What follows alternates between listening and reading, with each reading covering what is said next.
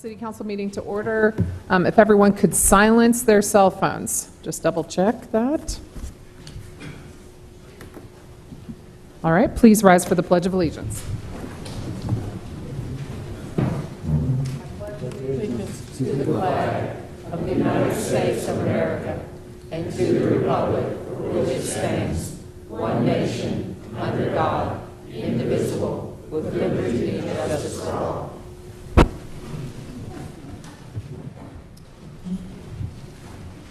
We were going to begin with employee recognitions, but I'm going to wait for our city manager to come in. We'll start with our proclamations, and the first one is Administrative Professionals Week, and Councilmember Mark Hunt is going to begin. And I have on here that Mary Ann Schiller, Sandy Stotz, Barry, and Monica Strickland are here. We have several proclamations tonight. The way we'll do this is, as we do each one, there'll be an opportunity to come up, and the council member handling that proclamation will read it, and then there'll be an opportunity for our guests to speak a little bit about the proclamation, and we'll move through them like that. And then I recommend, so you don't get stuck here for the whole night, you can just leave after your proclamation is done. That's just my hint about how to tactfully exit, or you can always stay for the entire thing. Okay, go ahead.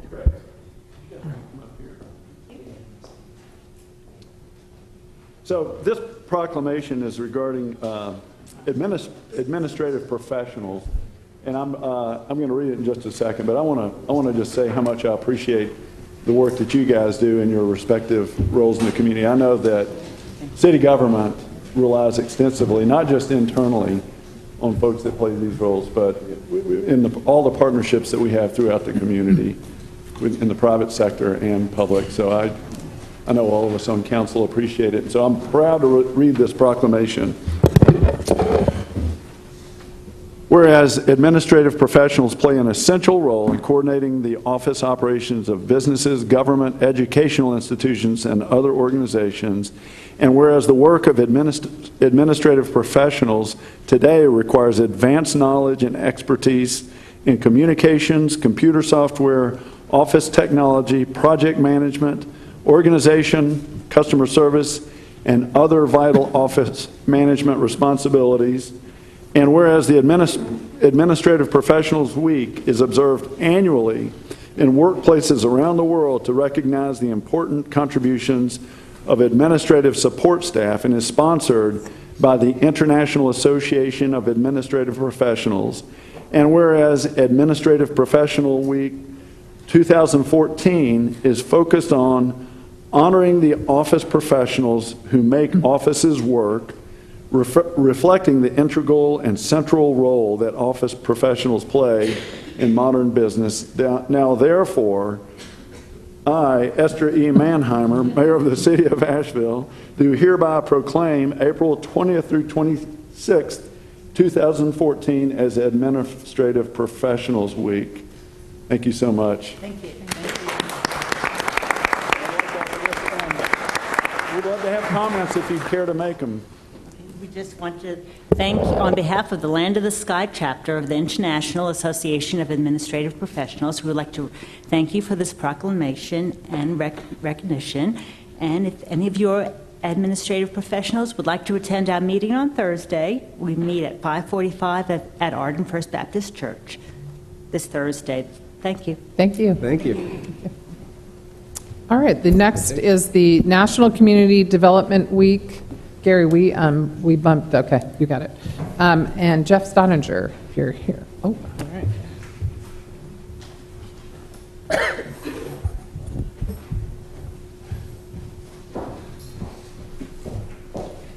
If you would invite any of the community development awardees just to stand with us. Okay. Any of the community development awardees, please come on up.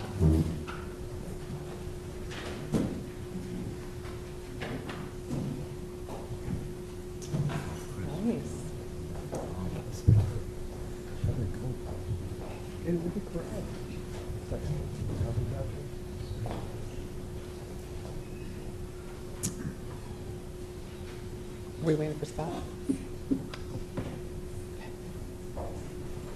We good? All right. Whereas the City of Asheville receives a direct allocation from the Federal Community Development Block Grant Program annually to provide resources for a wide variety of community development activities that principally benefit low and moderate income persons, including the elderly and children. And whereas the primary objective of the CDBG program is development of viable urban communities by providing decent housing, a suitable living environment, and expanding economic opportunities, principally for persons of low and moderate income. And whereas in our community and in communities throughout the nation, 40 years of CDBG program funds, along with over 20 years of HOME, which stands for Home Investment Partnerships, program funding has developed a strong network of relationships among local governments, residents, businesses, and nonprofit organizations. And whereas it is fitting and proper to recognize the 40th anniversary of the CDBG program and the important contributions it has made to communities across the nation. Now, therefore, I, Esther Manheimer, Mayor of the City of Asheville, do proclaim April 21 through 26, 2014, as Community Development Week in the City of Asheville, and encourage all citizens to recognize the outstanding work being done locally and nationally by the CDBG program. Jeff, if you'd like to say a few words. Okay. Thank you, Mayor. And on behalf of the city and its partners, we present to Mayor and Councilor a framed 40th Anniversary National Community Development Week poster. And I'll just make a few remarks. Thank you. And thank you for your proclamation celebrating the 40th anniversary of the Community Development Block Grant Program and National Community Development Week. It is astounding that this federal program has enjoyed such a long tenure. The reasons for that, however, are clear to the more than 1,100 governments, cities, counties, and states that have used the CDBG program over 40 years to primarily benefit low and moderate income persons. With a broad range of eligible uses, CDBG has enabled communities to develop local solutions to the most pressing local issues affecting them. This includes affordable housing, job training and job creation, essential public facilities, improved access to jobs and services, improvement of neighborhoods, the elimination of slums and blight. The City of Asheville has participated in the CDBG program since its inception in 1974, and its sister program, the Home Investment Partnership Program, since 1993. The CDBG program operated by the city has consistently responded to the most pressing local needs. Many people remember the CDBG-funded housing rehabilitation programs operated in the 80s and 90s, making essential repairs to hundreds of homes owned by low-income families, and providing financing to landlords so that renters could have safe and affordable housing. The program changed during the 2000s into the funding mechanism of today that enables many of the city's most able nonprofit partners to dramatically and positively affect the lives of lower-income Asheville residents. Many of these partners have joined us here today to celebrate this important anniversary and to later this evening participate in the public hearing that will inform Council's decisions on this year's CDBG and Home Awards. In the last 10 years alone, the city has received over $17 million in CDBG funds and over $16 million in home funds. More than 85% of these funds have been distributed to these community partners to accomplish such important and needed work such as Mountain Housing Opportunities Emergency Repair Program, which has helped elderly and special needs families remain in their homes by addressing immediate threats to their health and safety, and whose other housing programs have created new affordable housing for hundreds of lower-income families. Mountain BizWorks micro-entrepreneur development programs, creating new generations of entrepreneurs and job creators in our community. Asheville Area Habitat for Humanity, lifting low-income families into sustainable home ownership and leveraging a huge reservoir of community volunteers to that mission. On Track Financial Services, providing key financial education services enabling families to realize their financial dreams. Asheville-Buncombe Community Relations Council, working to end discrimination in our community. Homeward Bound, committing to ending homelessness. Green Opportunities, preparing youths and adults for long-term sustainable jobs. And others here, including Helpmate and Piscal Legal Services, who have also performed invaluable services to our communities. all doing tremendous work, buoyed by volunteers, and using these public funds to their highest effectiveness to raise the standard of living for our neighbors in our community. This proclamation is a recognition of their tremendous work, the ongoing commitment of our City Council to see that work happen in our community, and the strength and effectiveness that 40 years of commitment in Washington has brought to the health, vitality, and strength of local communities. I think we can all hope that this commitment to continue these important accomplishments, based on the past and proven success of the CDBG program, will be one our elected leaders continue to sustain. Thank you.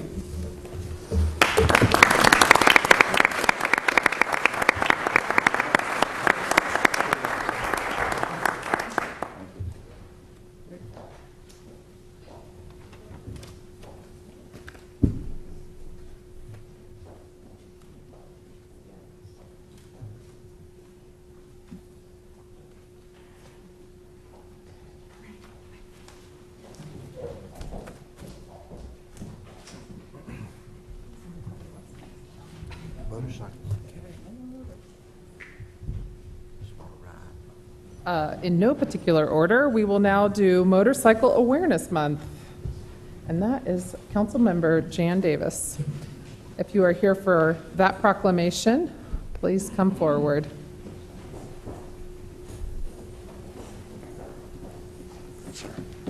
You know, this is one I've always wanted to do.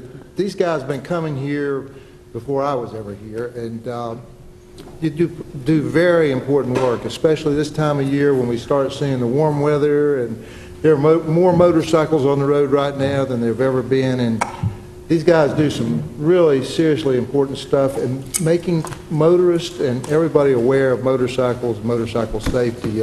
Concerned Biker Association, ABATE, have done a tremendous job, and it's an honor to be able to read this proclamation. And I bet, if we saw a show of hands, there's a ton of motorcycle riders out there. I know John Miles here in the room, but everybody lifting hands. So you're in good company. There's a lot of you.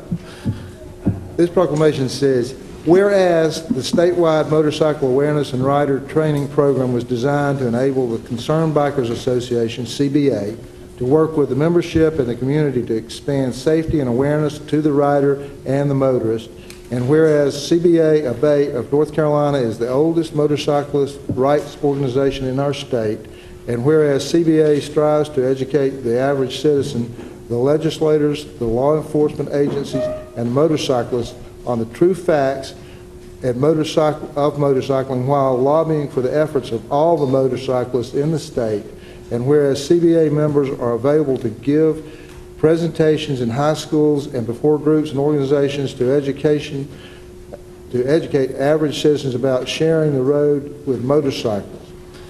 Now therefore, Esther E. Manheimer, Mayor of the City of Asheville, does hereby proclaim May 2014 as Motorcycle Awareness Month in Asheville and urge all Asheville residents to recognize the importance of this special observance with appropriate ceremonies and activities. In witness whereof she has set her hand to the seal of the City of Asheville. We appreciate it, appreciate what you do, and you're welcome to use this opportunity to inform everybody what Thank you, sir. Concerned Bikers do. I'd like to thank City Council, especially the Mayor, for this proclamation. This is the 14th year that I myself have received this. I don't know how many years before that it was done, but I also get it from the county commissioners, and it's something we do. We have 18 chapters across the state. We're here in West North Carolina. One of the biggest things we do is we're a two-pronged organization. We're a motorcycle rights and safety organization. We lobby to protect and preserve our rights as motorcyclists and fight against unfair legislation where it comes up through lobbying our state representatives. We've also got a motorcycle safety awareness program that we have put together and take into the high schools, into the driver's education classes. We're very limited on what we can do with this right now because it's a volunteer, and with only 18 chapters across the state, I was told that we have serviced 11,000 students in the last 4 years. We've been doing it for 7. Already this year here in Buncombe County, we've done 800. We have lobbied the state to implement it as part of their curriculum through the driver's ed classes, but so far they've not done that. So what I'd like to ask is for each council member and everyone here present, please lobby your representatives, ask them to make this a part of the curriculum that they do to try to increase motorcycle safety and awareness, because the reason we do this is in May, is this is the month that more motorcycles come out, the weather's starting to warm up, so it's the first opportunity. What I'd like to do is I'd like for everyone to participate in one of our little exercises we do. I'd like you to sit back, close your eyes, imagine you're going down the road, driving down, a regular path that you take. You're going down through there, you're sunny, you're listening to the radio. All of a sudden, one of your favorite songs comes on the radio. Boom! You've hit a motorcyclist. You have changed that person's life forever. One way or another, you may not have killed them, you may have maimed them, but you have affected them, and you've also affected your life. So I want to leave y'all with that image, and just please drive aware and be aware that motorcyclists are out there, but not only motorcyclists. The one thing that's happened is people have become complacent in driving. We get out there, we got too many things going through our head while we're driving, so we're not actually thinking about driving while we're driving. Plus the cell phones, that is a big problem. So we plead with everybody, make driving a priority when you're driving, and be aware of everything around you. Thank you. Thank you.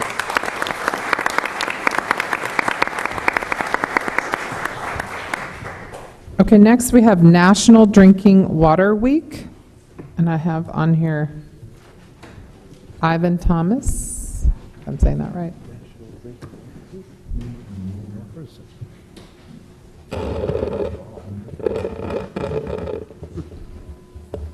All right, thanks for being here.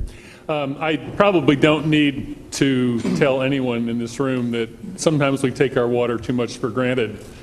And that's just the fact of ownership by the city. In our immediate case, which is coming up at the end, later in May, getting to the court. But just before the meeting, I was talking to someone who is on a water system that's just outside the city water system here. I won't name any names of where their water comes from, but they don't drink it because the municipal water where they get their water from is not really drinkable. At least you can see it too well. And when they have friends over for a drink, they say, we'll provide the alcohol, you bring the water. We're really lucky to have such a great water system here in Asheville, and thanks to you, Steve, for your management of that system. Whereas water is our most valuable natural resource, and we are all stewards of the water infrastructure upon which future generations depend, and whereas only tap water delivers public health protection, fire protection, support for our economy, and the quality of life we enjoy, and whereas any measure of a successful society, low mortality rates, economic growth and diversity, productivity, and public safety are in some way related to access to safe water, and whereas the city of Asheville produces over 7.2 billion gallons of safe drinking water annually, and whereas the city of Asheville operates a regional water system in Buncombe and Henderson counties serving 125,000 people in addition to providing wholesale water for water systems in Black Mountain, Biltmore Forest, and Woodfin, and whereas the Water Resources Department provides safe drinking water and service to our customers through the dedicated staff of the Customer Service, Water Production, Meter Services, Water Maintenance, Water Engineering, and Water Administration divisions. Now therefore, Esther Manheimer, Mayor of the City of Asheville, does hereby proclaim May 4th through 10th, 2014 as National Drinking Water Week in the City of Asheville, and asks each citizen of our community to help protect our source waters from pollution, to practice water conservation, and to become involved in local water issues by getting to know their water. In witness whereof she's hereunto set her hand and caused the seal of the City of Asheville on this day of April. There you go. Thank you.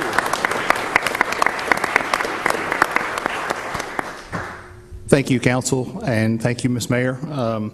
Just want to thank you for the recognition of our profession and everything that you do to support our continuous improvement as a department. And on behalf of the staff, thanks. We really appreciate the proclamation and the recognition. Thank you. Thank you. Thank you.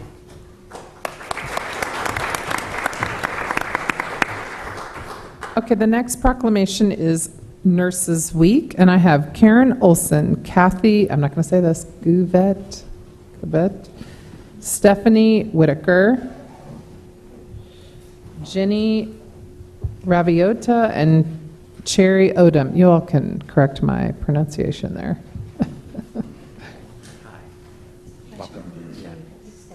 Hi, Stephanie. Anybody that's ever had to spend time in a hospital knows that the role of nurses, not only providing health care is critical, but also bringing the human touch to the health care services here. And this proclamation here is to honor nurses with National Nurses Week, and I'll read that now. Whereas all nurses have been charged in the Institute of Medicine's report, The Future of Nursing, Leading Change, Advancing Health, with stepping forward to actively participate in the transformation of healthcare. And whereas in the report, nurses are asked to achieve higher levels of education and training through an improved education system that promotes seamless academic progression, thereby increasing the proportion of nurses with a baccalaureate degree to 80% by 2020, and doubling the number of nurses with a doctorate by 2020. And whereas in the report, nurses are asked to be full partners with physicians and other healthcare professionals in redesigning healthcare in the United States. And whereas in the report, nurses are asked to collaborate in effective workforce planning and policy making through better data collection and an improved information infrastructure. And whereas across our healthcare system, nurses are a crucial component in the delivery of safe, quality care to healthcare consumers in our community and across the nation. And whereas the week of May 6th through 12th is celebrated throughout the United States as National Nurses Week, with this year's theme being Nurses Leading the Way. Now, therefore, I, Esther Manheimer, Mayor of the City of Asheville, do hereby proclaim May 6th through 12th, 2014 as Nurses Week in the City of Asheville. Encourage all citizens to honor and celebrate our nurses on this day and every day throughout the year.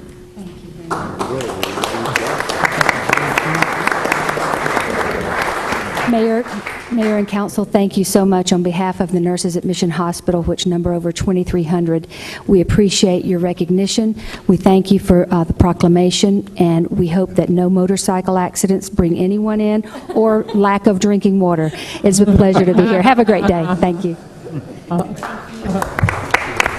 Very good. Okay, finally, Strive Not to Drive Week. Is Jim Grode here? Yes, he is. All right. Councilwoman Gwen Whistler will present this proclamation, which is very appropriate because she's really involved with Strive Not to Drive. I've been involved in Strive Not to Drive for more than 5 years, I think, and some of the council members and I and one of the county commissioners have a friendly competition, the Crosstown Rumbler, where we some evil person will drive a car and someone will take the bus, and then the best will ride their bikes, and hopefully the cyclist will win. Whereas using active transportation can be easy, more efficient, less expensive, beneficial to the community, and in many ways more fun, and whereas walking, riding a bike, taking the bus, carpooling, and telecommuting are all healthier ways to get to work instead of driving alone in a car, and whereas driving alone in a car uses more gasoline, creates more air pollution, and when all costs are considered is the most expensive transportation option for the people of Asheville. And whereas increasing number of cars on our roadways contribute to traffic congestion and expand the need for parking spaces and lead to higher costs for business and for the city of Asheville. And whereas clean air is essential to public health, the environment, and the economy in North Carolina.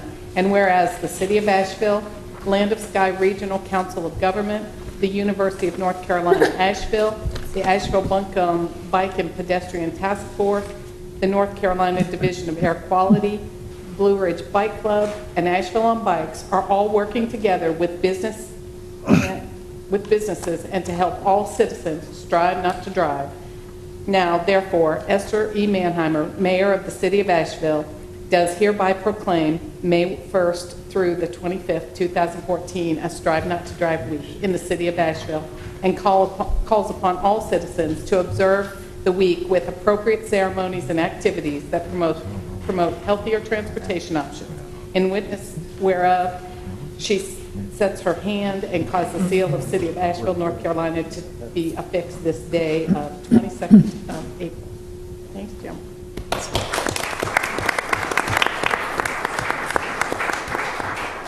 Thank you, Councilor Whistler and Mayor excuse me, Mayor Mannheimer and council. Appreciate this. It's the dates on here, I'm not sure are quite right. It's May 16th through 22nd, and there are several events throughout the week. And you stole my thunder a little bit by talking about the Crosstown Rumbler. We're looking forward to that, but there are several other things. As the proclamation suggests, the purpose of Strive Not to Drive Week is to promote multimodal transportation and to show that driving by yourself in your car is not the only way to get to and from work and play and shopping.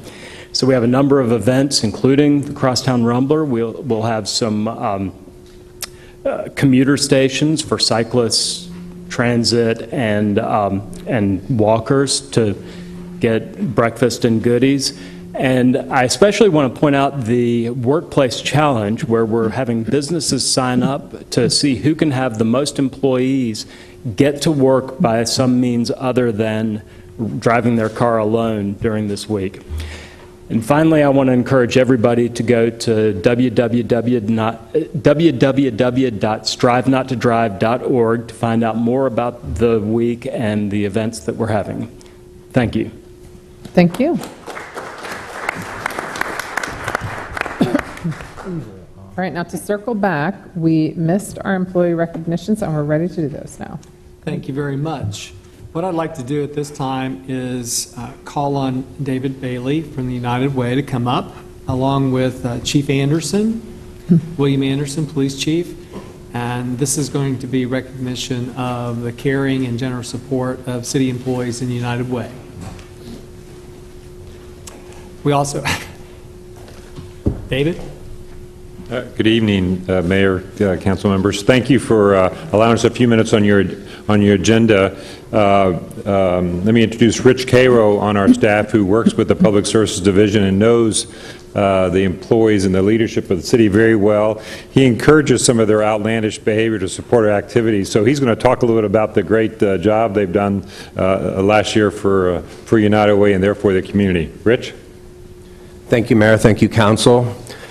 United Way, Vashel and Buncombe County wishes to thank all the employees at the City of Asheville for their generosity and their philanthropic giving back to our community. We also wish to thank the department heads, and specifically we wish to thank Chief Anderson for leading the city's campaign this past year, and for Lieutenant Jones for leading the police department's campaign. This year, public safety from the City of Asheville, both the fire department and the police department, received an award, the United Way Above and Beyond Award, for funds raised for the United Way campaign. As David said, the creativity and the inspiration that goes into the campaign is seen through the giving, but also through special events that all the departments do for campaign, and that really drives that community spirit, and we like to see that. So on behalf of United Way, thank you to all the employees. They raised almost $68,000 for the community that supports strengthening of education, income, and health all across the community. So we wish to thank you. Thank you.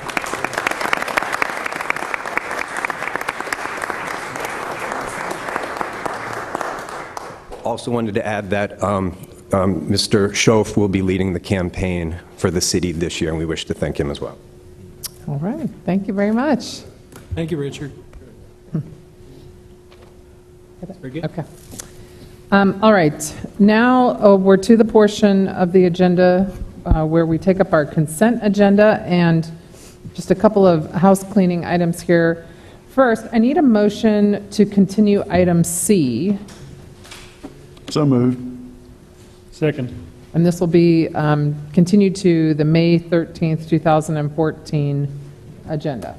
Okay, all those in favor, please say aye. Aye. Any opposed? All right.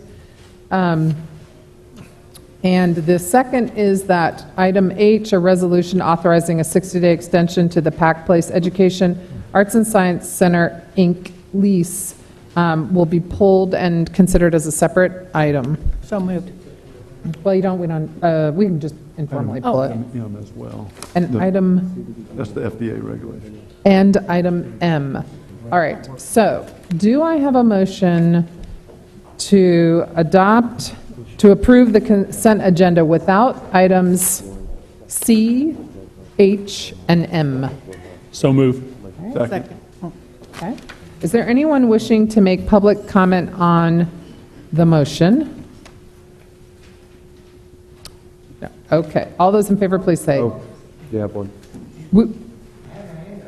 Oh, I'm sorry. I didn't. Yes.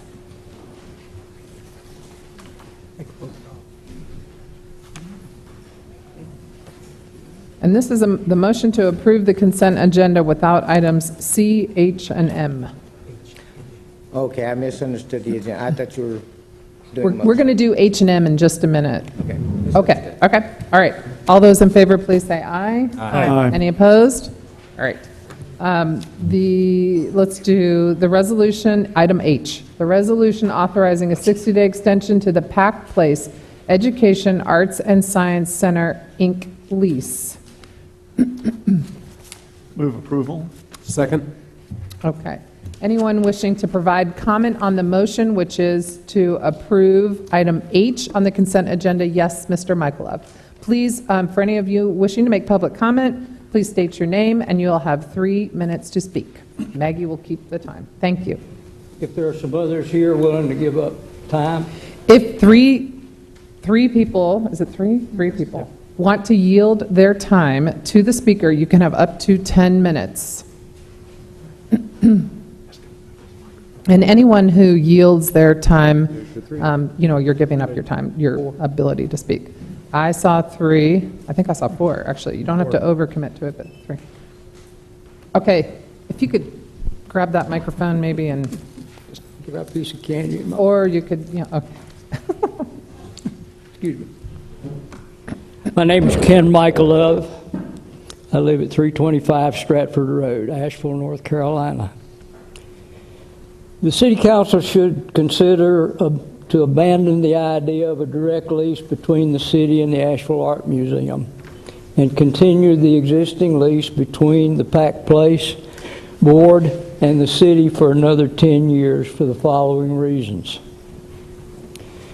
1, based on a recommendation by Bob Oast, then city attorney, at a meeting of the Pack Place Board on February 13, 2013, attended by Vice Mayor Hunt, Pam Myers, and Lynn Anders, representing the Asheville Art Museum, summarized as follows. The current lease between the city and Pack Place should be amended to add a paragraph or paragraphs dealing with non-disturbance and attornment agreement to satisfy the Art Museum's desire for donor assurance.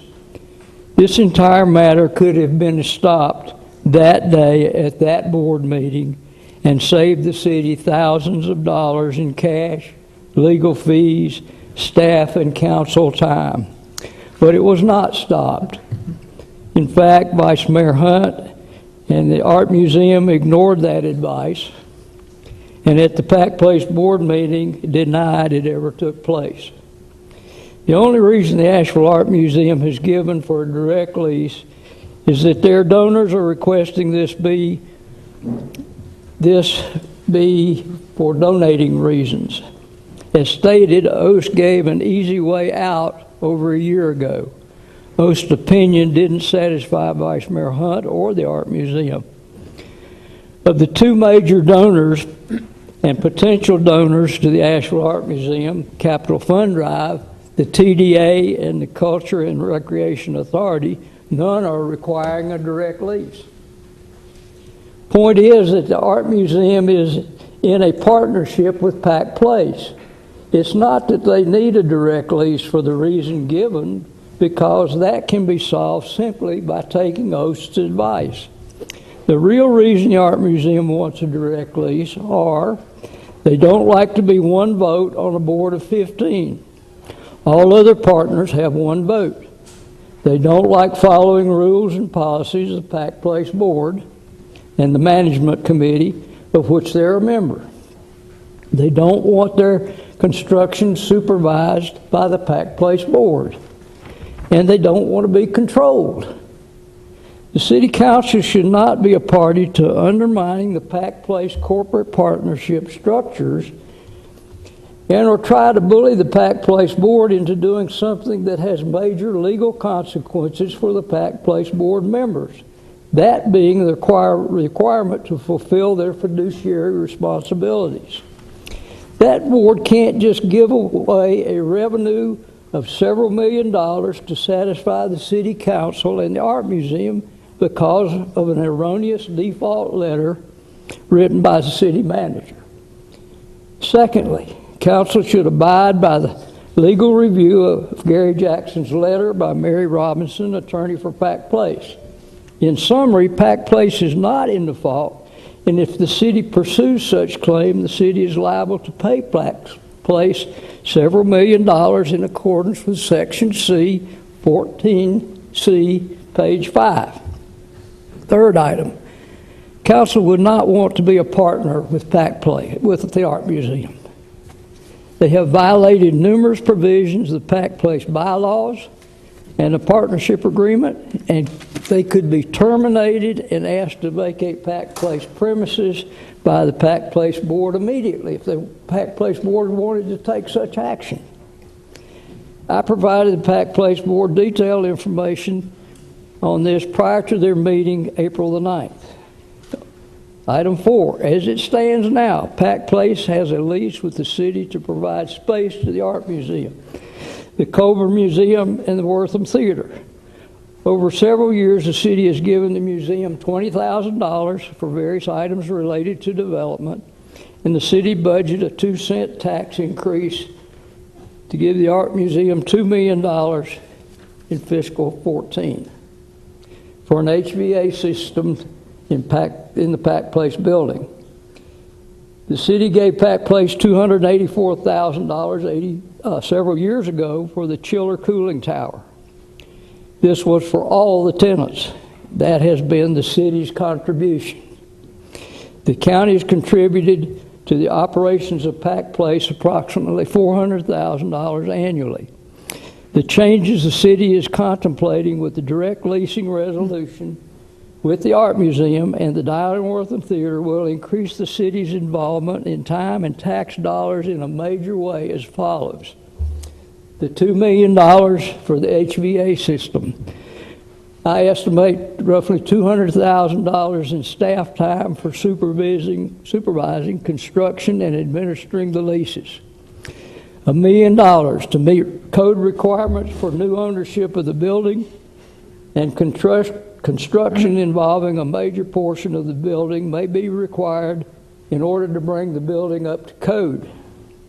That could be over $1 million. $1 million for changing the building from a single-purpose to a multi-purpose building, and also that involves acquiring land. Again, likely over $1 million. $400,000 loss from the county because they're not going to put money into the operations anymore. The city will have to make up the difference in that amount through the direct leases and the real estate operations. $800,000 capital costs the city manager can't collect from Pack Place. The city will have to make up the difference in that amount either through the direct leases or through real estate capital cost. $2 million estimated payment to Pack Place for breaking the lease. That's $6.4 million when basically all the city's involvement now is collect $10 a year and let Pack Place run the building. I just don't understand it. Old saying is, if it ain't broke, don't fix it. Further, the Art Museum led the council and the Buncombe County TDA to believe that they would start their project by the end of January 2014. As has been the case in the past, the Art Museum didn't meet the deadline, and the city prematurely taxed the citizens of the city of Asheville. It's my opinion that the Art Museum will not meet the August 1 deadline that the TDAs are placed on them again. Has the council received a complete due diligence report and budget of exactly what taking over this building means? By this, I mean all the dollar items I mentioned previously. Where's the money going to come from to do these expensive items? Another tax increase? Will that be budgeted this year or next? At one point in 2013, it was felt that the city would have to renege on the Art Museum commitment and fund the Eagle Market Street development project. Whatever happened to that? Has this been settled? Was there a budget amendment? Is this still an issue? The Art Museum has until August 1 to meet the requirements of the $1.5 million TDA grant, roughly 5 months, a grant that should have been put in default months ago. The Art Museum has been trying to raise capital money needed for over 7 years. So what if the Art Museum doesn't raise this money? The city of Asheville has gone through all this maneuvering for naught. But the Art Museum got what it wanted all along: control. And all the items I listed in item 1A, B, and C. Thank you. Thank you. Is there anyone else who hasn't yet yielded their time who would like to make public comment on the motion? All right, seeing none, are there any other questions or comments from council? Mayor, I would like to point out one thing. I've been communicating with Fred Barber regarding the wording of the resolution. The language, the last whereas, as you would notice, it states that the resolution shall be published. That should be changed to say, whereas a notice shall be published regarding the 60-day extension. Okay.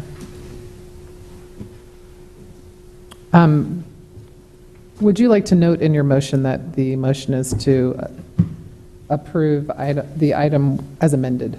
So moved, or so amended. I think you made the motion. No. Okay. All right. Any other questions or comments from council? I don't know that, no, probably not. Okay. Anyway, all right. All those in favor, please say aye. Aye. Aye. Any opposed? All right. Thank you.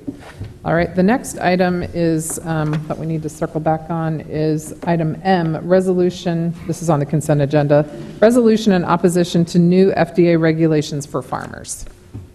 And Councilman Hunt has checked into this and has some words for us on this. Thank you, Mayor. I had suggested that we pull this and entertain a slight rewording, edits to the document that was included with the agenda. The resolution was created by someone outside city government and suggested the city government for adoption. And I think that perhaps in oversight, the resolution endorsed the notion that the city would encourage no new regulation by FDA of either the brewing industry or the farming industry. And I don't think that's what the person that drafted it necessarily meant, and it's certainly not what I would hope city council would endorse. So in this particular resolution, the major wording changes in item 1 near the end, and I'm just going to read the new sentence. Instead of opposing any new regulations for these industries, it would read this way: that City Council encourages FDA to consider its regulation and only adopt a rule that protects our food supply and is minimally disruptive to the longstanding practice of brewers providing wet grain to farmers, which supports both farming and brewing industries. So that would be the primary wording change in the resolution I would recommend, and I move adoption of the resolution as amended. Second. Councilman Hunt, thank you for so carefully looking at that. And this is obviously a really important issue here in Buncombe County, as we have so many brewers getting so much spent grain to so many cattle farmers. And so I also appreciate our willingness to stand up for them here. All right. Any other questions or comments? Anyone wishing to comment on the motion? All right. All those in favor, please say aye. Aye. Any opposed? Gary, if your office could help facilitate distribution of this resolution to our local representatives and congressional representatives. We'll take care of that tomorrow. All right. Thank you. All right. We are done with the consent agenda. we are to the public hearings. All right, so the guidelines here for the public hearings, if anyone has a copy. Point of order. Is there going to be a motion to accept the general, what you just talked about? I mean, you voted on those two, but what about the consent agenda itself? Are you going to not have a motion to accept it? We did that first. Excuse me? We did a motion to adopt all the items on the consent agenda except for items C, H, and M, and then we had separate motions on items H and M, and item C is continued. Do you want to make public comment on an item? Why don't you just go ahead and do that?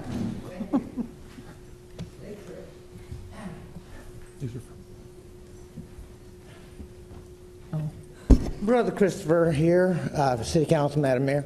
The reason I had raised my hand is I thought, like with Mayor Bellamy, there was a slick trick going on, that the consent agenda, because I don't remember actually hearing that. I want to bring up items J, K, and L. The fact that Municipal Service District, I had a friend Sunday when I was coming to preach at Pritchard Park stop and pick me up and told me about this.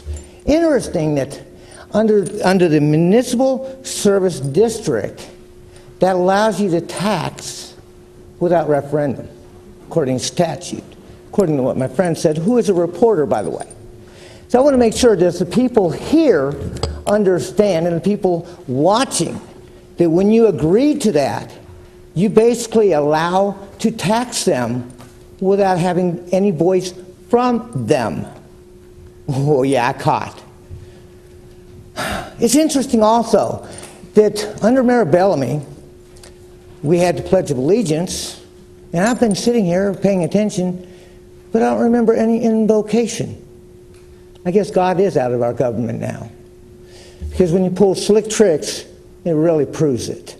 So that's my statement. Why don't you let the people, why don't you re-vote on those three? Now that the people out there and the people in here, I think they might want to hear a vote on J, K, and L, since it allows you to tax without anyone saying a word. You got the guts to do it? That's my challenge. You got the guts to re-vote on those 3 points. Now that the audience knows and that the people here knows that it gives you the power to tax without anybody being able to say a word. God help you all. And may God curse you if you don't. As a point of information for those listening and those in the audience who didn't pay attention to the consent agenda, those 3 items authorize staff to prepare a report about that idea. And we didn't create any kind of new districts with our vote. We authorized staff to create reports. That's all that occurred. Okay. Thank you for the clarification. Good point. All right, we are now to the public hearing portion of the agenda. Under this section of the agenda, persons are allowed up to 3 minutes to speak unless 3 others yield their time, and then you can speak for up to 10 minutes. And without further ado, I'm just going to press onward here. The first item is item A, a public hearing to permanently close University Heights and a portion of Edgewood Road. Mr. Ken Putnam, our interim Director of Public Works, that thing's about to go, Maggie. You're light. You're about to, yeah. Okay.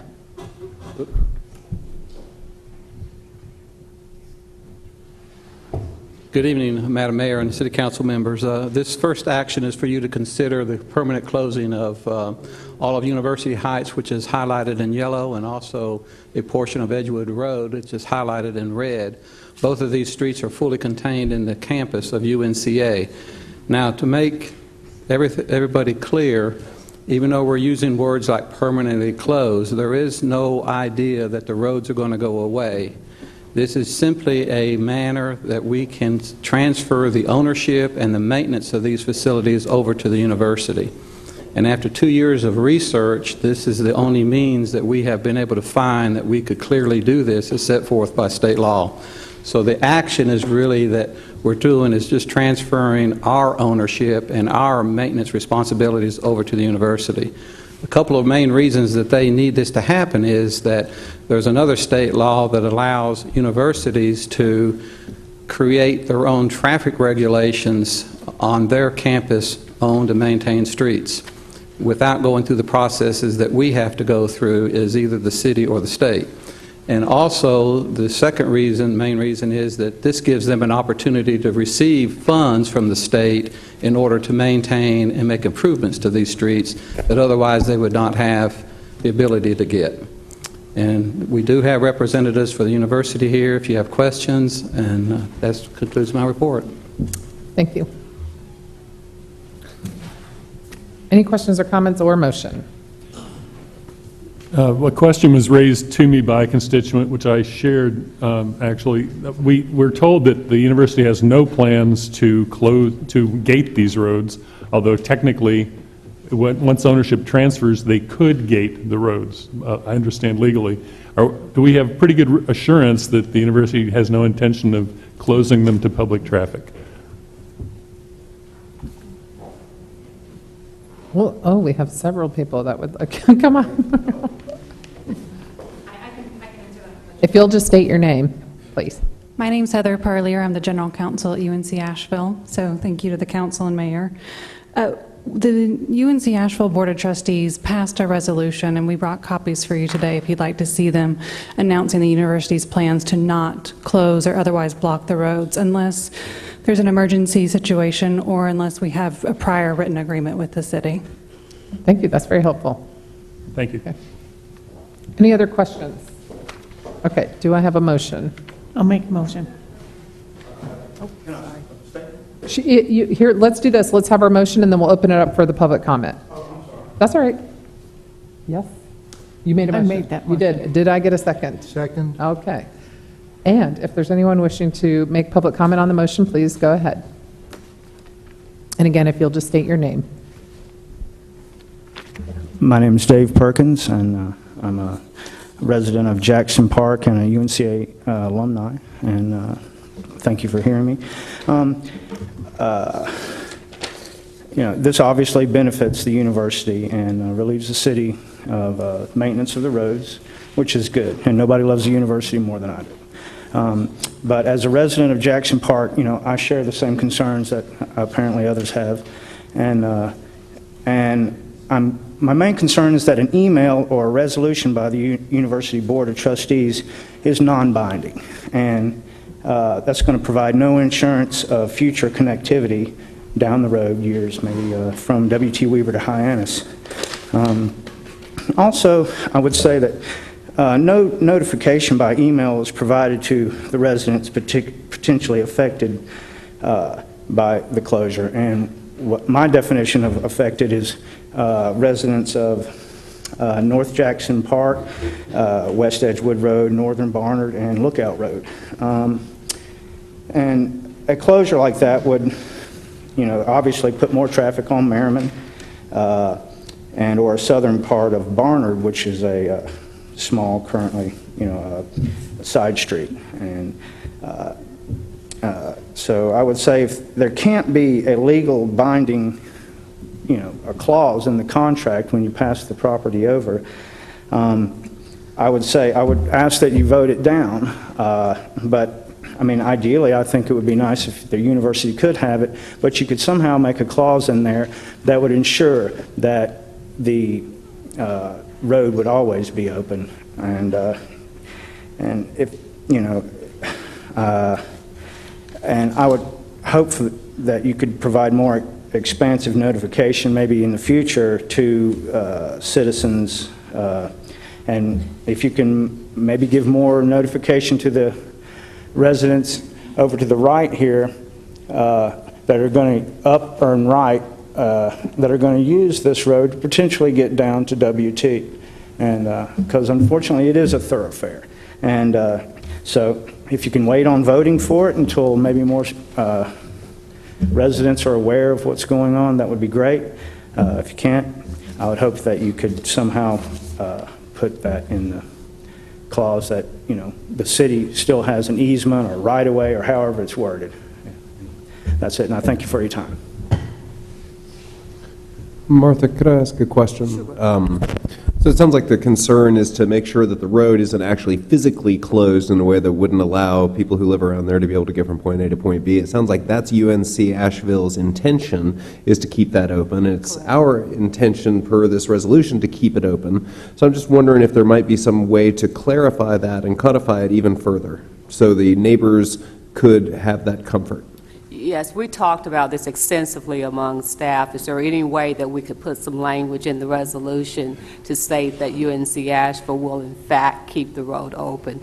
Well, the whole purpose of the statutory closing process is for council to determine whether or not that road should remain open or closed. So to put language in the resolution to state that the road will remain open goes against the very purpose of the closing. So the answer is no. The answer is no.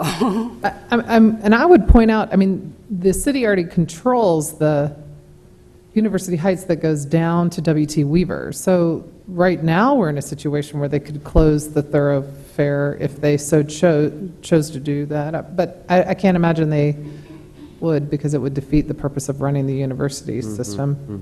Because they couldn't get out. They couldn't get out. We looked at every possible way. We even looked at entering into a memorandum of understanding with the university, but recognizing if the city was to close the street, that resolution, that memorandum of understanding would have no legal effect if the university chose in the future to close University Heights. I would think that the likelihood of gating it, given that there needs to be emergency vehicle access, seems pretty low. I live above that road and watch the fire engines traverse it frequently, and I wouldn't think you'd want them stopping for a gate, especially if you're at the university and you need fire protection. Yeah, and if I thought there was a reason that they were going to close it, I wouldn't support this, but I cannot foresee any reason why they would. So. All right, I have a motion and a second. Is there anyone else wishing to make public comment on this motion? All right. Anyone else have any questions or comments? Are we ready to vote? All right. All those in favor, please say aye. Aye. Any opposed? All right. The motion passes. On item B, I need a motion to allow Councilman Pelley to recuse himself from this item. So move. Do I need a second? All those in favor, please say aye. Aye. Any opposed? Okay. This is an item, a public hearing to permanently close a portion of Ashland Avenue. Okay, yes, and this is a consideration it will be a partnership between the city and a developer to try to create the beginnings of a complete street footprint. And in order to do so, obviously what we want is the building frontage to be like at the back of a sidewalk.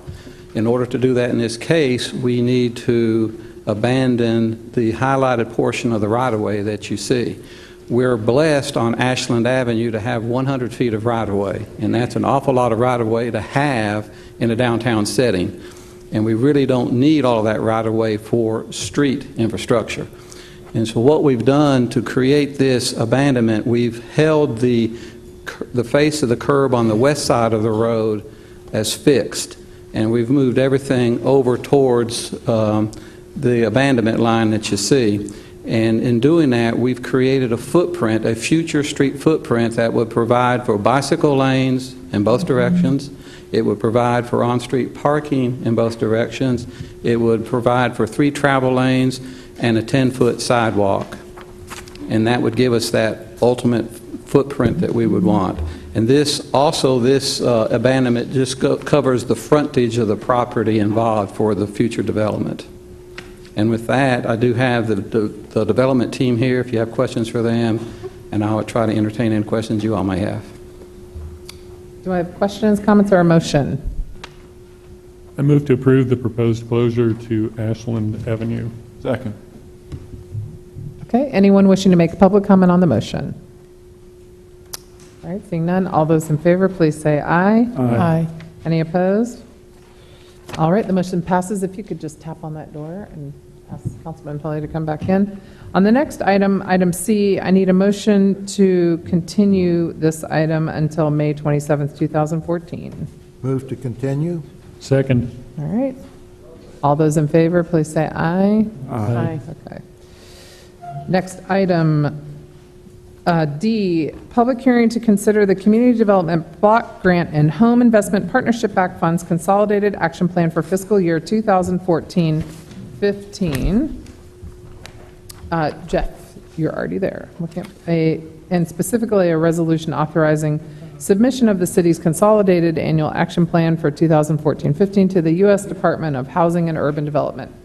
Good evening again, Mayor, and thank you, Council. Just as a brief introduction to the public hearing, every year the city prepares an annual action plan based upon primarily recommended funding, based upon, again, the competitions that are held each year with applications submitted for Community Development Block Grant and home funding. And these are submitted to HUD annually.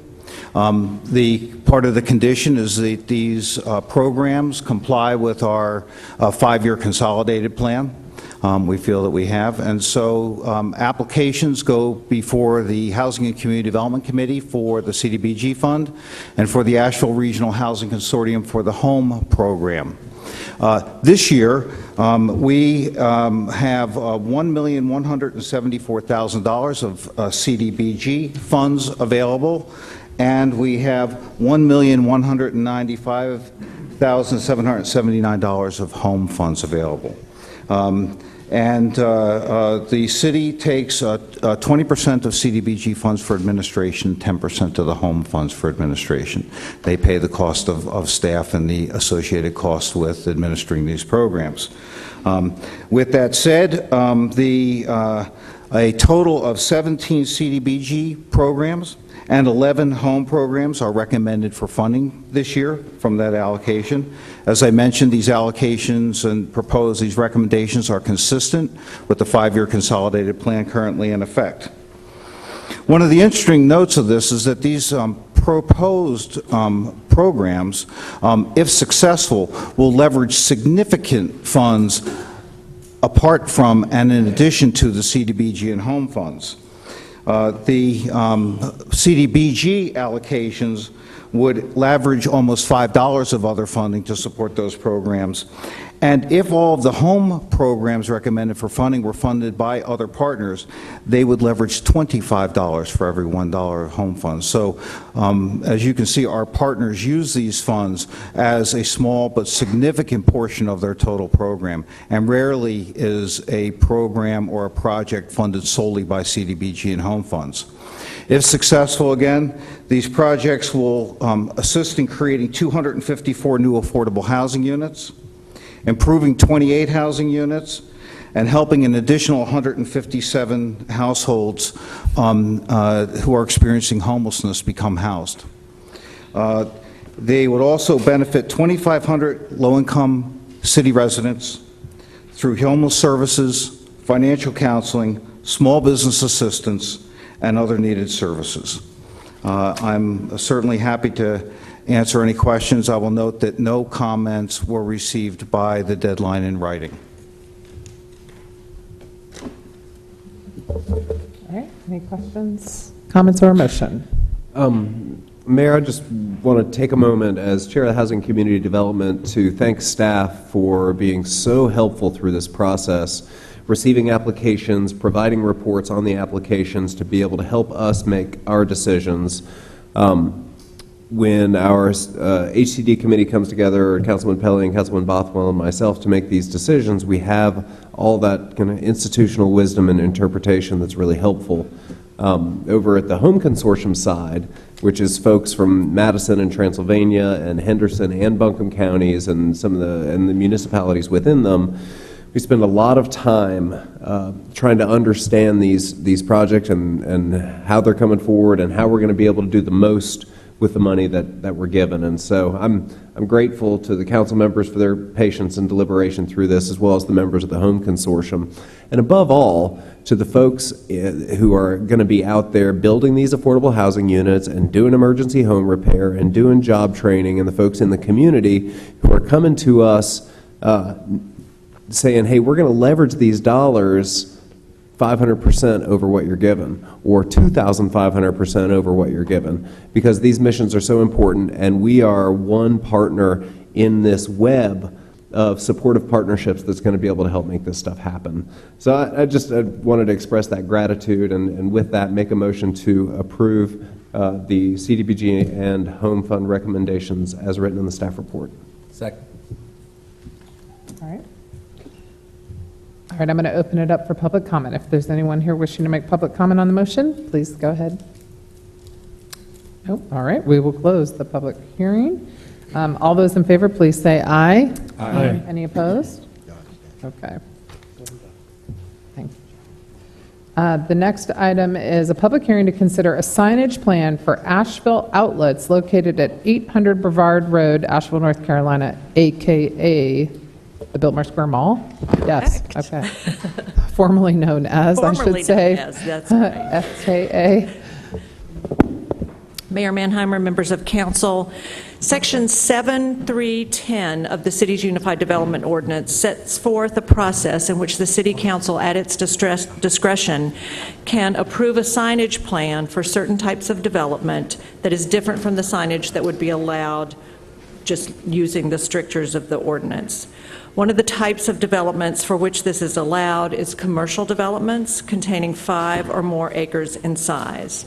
Before you today, and I think you all received a copy of this, is a proposed master signage plan associated with renovation of existing retail center at 800 Brevard Road, again formerly known as Biltmore Square Mall. Let me just say as an aside, the signage plan that you're going to see does not apply to the attached signage for Dillard's or for Belk's. So they're not part of this signage plan, and any changes they would make would have to either come back as an amendment to the signage plan or would have to meet the ordinance. The renovation and the signage package are for a new rebranded retail center to be known as Asheville Outlets. While the renovation does not include much alteration of the square footage, and you can kind of see it as you looked at the plan, basically what's happening here is removal of portions of the roof to create an outdoor pedestrian, and you can see it here, pedestrian-oriented corridors, the addition of amenities in those corridors, such as benches, lighting, landscaping, et cetera, to make those corridors inviting to the public. And also included in the redevelopment is an updated architectural appearance for the center and new or updated signage, and that's what's before you today. The site, all of you are familiar with it, is a uniquely challenged site. While it does have and enjoy frontage on 3 major streets, I-26, Brevard Road, and Ridgefield Drive, it is located sort of in a bowl, some 10 to 50 feet, depending on which street you're coming from, below the roadways. So that severely limits visibility for the center and for folks who are trying to find their way into the center. Many of the signs that you see proposed in the package before you are proposed to assist with wayfinding due to those challenges presented by visibility and due to challenges presented by the size of the site, the sheer 60-acre size of the site, and the numerous entrances to the site. Many others of the signs proposed will not be visible at all from the public roadways and will only be of value to the patrons after they've entered the property. So I'm basically going to run very briefly through the proposal. I'm not going to address all the sizes and the heights in the proposal. You received a chart both in the sign package that was sent to you, but also I kind of reworked it a little bit in the staff report, so the detail I won't go through, but I am going to touch just briefly on the different types of signage that have been requested. The first type of signage that's been requested is development identification signs. That's a sign that's a freestanding sign that basically either cites the name of the development or cites the name of the development and tenants, either all or some, that are within that development. They are proposing 5 of these. 2 would be allowed per the UDO, but all but one of these, one of the 5, will be a renovation or a replacement of an existing sign. One of these is the pole sign that you can see visible from I-26. You can see the location here. Again, this is an updating and a replacement to that existing sign. One other, and this is the new one of the development ID signs, is proposed to be placed right about here as you've come off the highway and you're headed this way. It's going to kind of alert you to the fact that the Asheville outlets are, you're going to see the next 3 lefts will take you into the development. So that's the only one of the identification signs, development ID signs, that's new. And the others are, again, replacement signs that already exist. This is the one that's here right beside where the McDonald's is, that again kind of tells you here's a place to turn in to get to the outlets, and this will contain names of tenants. The other 2, one is further on down Brevard Road, and the other one is on Ridgefield Drive. Again, these are just calling attention to the entrances to the development. So that's the development identification signage that's proposed. The next kind of signage that's proposed is attached tenant signage. And this is quite unique, the proposal that's before you, compared to what you typically see in like a strip shopping center. And that's because the entrances to the vast majority of the tenants within the complex are going to be from the internal corridors. So you're not going to have a tenant entrance, except for maybe in a few exceptions, on the outside. So where we typically in the UDO say a tenant gets X number of attached signage, depending on the square footage of that, the face of that tenant's business, and it needs to be located at their entrance, that really doesn't work here. So what they have suggested and what is proposed is basically taking the same ratio of square footage to business facade as would be allowed in the current ordinance, but condensing it. So it wouldn't necessarily be where the tenant, it wouldn't be divided by tenant, it wouldn't be where the tenant is located per se, but it's going to be concentrated. What's proposed is that it would be concentrated within 150 feet of the center line. So here's the center line to a pedestrian entrance. And you can look here, these little green dots are where these towers are suggested. So this will be the main entranceways for pedestrians coming from the parking areas into the development. And so basically from the center line out 150 feet, that's where the tenant signage would be concentrated. It may or may not be in proximity to an actual tenant, but basically this is sort of a way of dealing with a very unique situation in terms of tenants attached signage. A couple of other signs that are proposed for the development are, and you can hardly see them on the picture here, but banner signs like you typically see in large developments like this, on the light poles and also on the building facades. What they are proposing is very similar to what's allowed in other multi-tenant developments in the city. And to assist with wayfinding on the site, once you're internal to the site,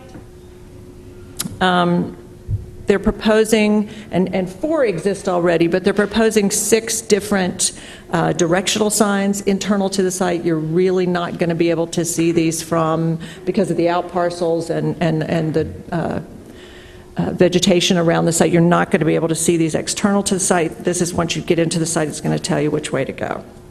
Also, to assist with wayfinding, they're proposing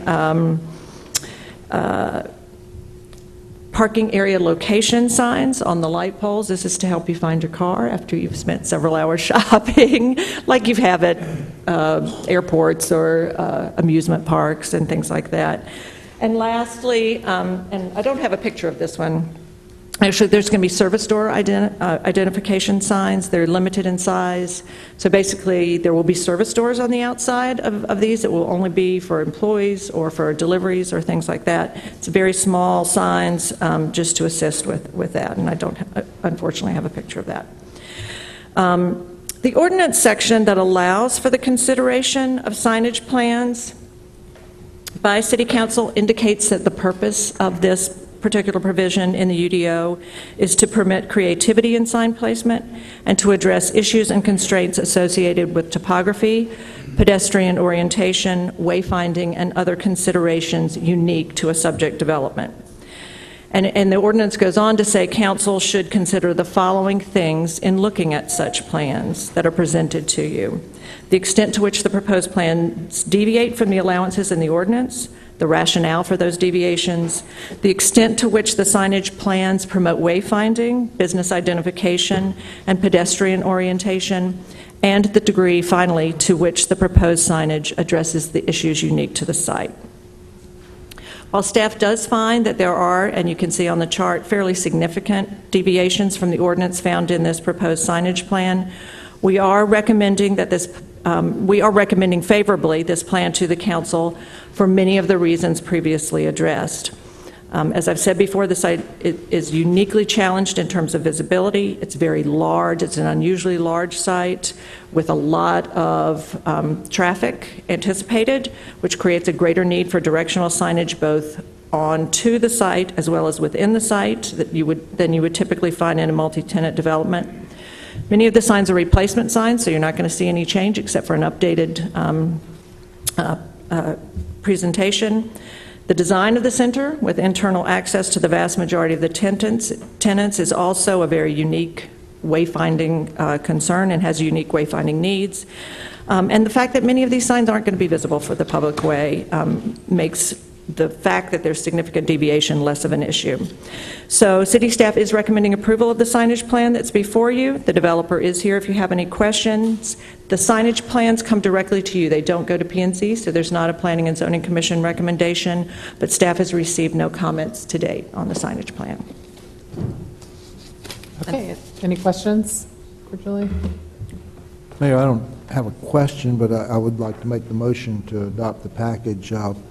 I would move to adopt the ordinance approving the sign package for 800 Brevard Road, Asheville outlets as submitted, subject to the condition that any signage not addressed in the package would have to comply with the city's sign regulations, or an amendment to this sign package would have to be approved. Second. Okay, we have a motion and a second. Any other questions or comments before I open this up? Yeah, I have a comment to make, and I understand the variation on signage within the site makes sense because of the different sort of buildings that they're putting together here. The addition of another big sign on the highway seems to fly right in the face to me of why we have a sign ordinance. And I find it kind of ironic that we're very likely to approve this. I don't doubt that it'll be approved tonight. At the same time, we're talking about trying to get rid of graffiti that is something that offends a lot of people visually. Well, signage offends a lot of people visually. We're here to see the mountains and the trees. And as I voted against an Ingalls sign package 6 months ago or so, or 9, whatever it was, because I didn't think that people would turn in at the Ingalls highway sign and then miss the building. In the same sense, people who are headed for an outlet mall are not going to not find it. I mean, most people have smartphones in their pockets that'll actually tell them how to get there. Siri will be going, turn left, turn right, turn left here, turn right again. So I can't vote for this sign package if it includes that extra big sign. Okay, anyone else wishing to comment? And I will open this up for a public hearing. We can have another opportunity. Is there anyone wishing to make comment on the motion? Okay, well, now's your next opportunity to add any more comments on this. Mayor? Yes. Yeah. Several months ago, we had before us also was another sign variation down at Biltmore Park where the movie theaters are off of Long Shoals Road, and I voted against that at that time because I felt like there wasn't satisfactory justification for the scale and size that they were requesting here, but this makes sense to me, and you know, it feels like the variations requested here are justified, and so therefore I'll be supporting it. Okay, anyone else? All those in favor, please say aye. Aye. Any opposed? Aye. Okay.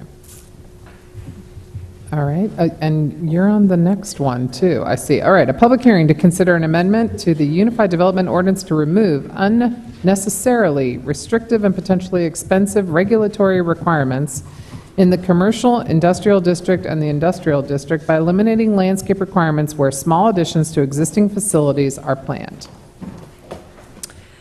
Mayor Mannheimer, members of council, Section 711.3B 1.1 establishes, of the UDO, establishes instances in which landscape standards are applied when development is proposed in the city of Asheville.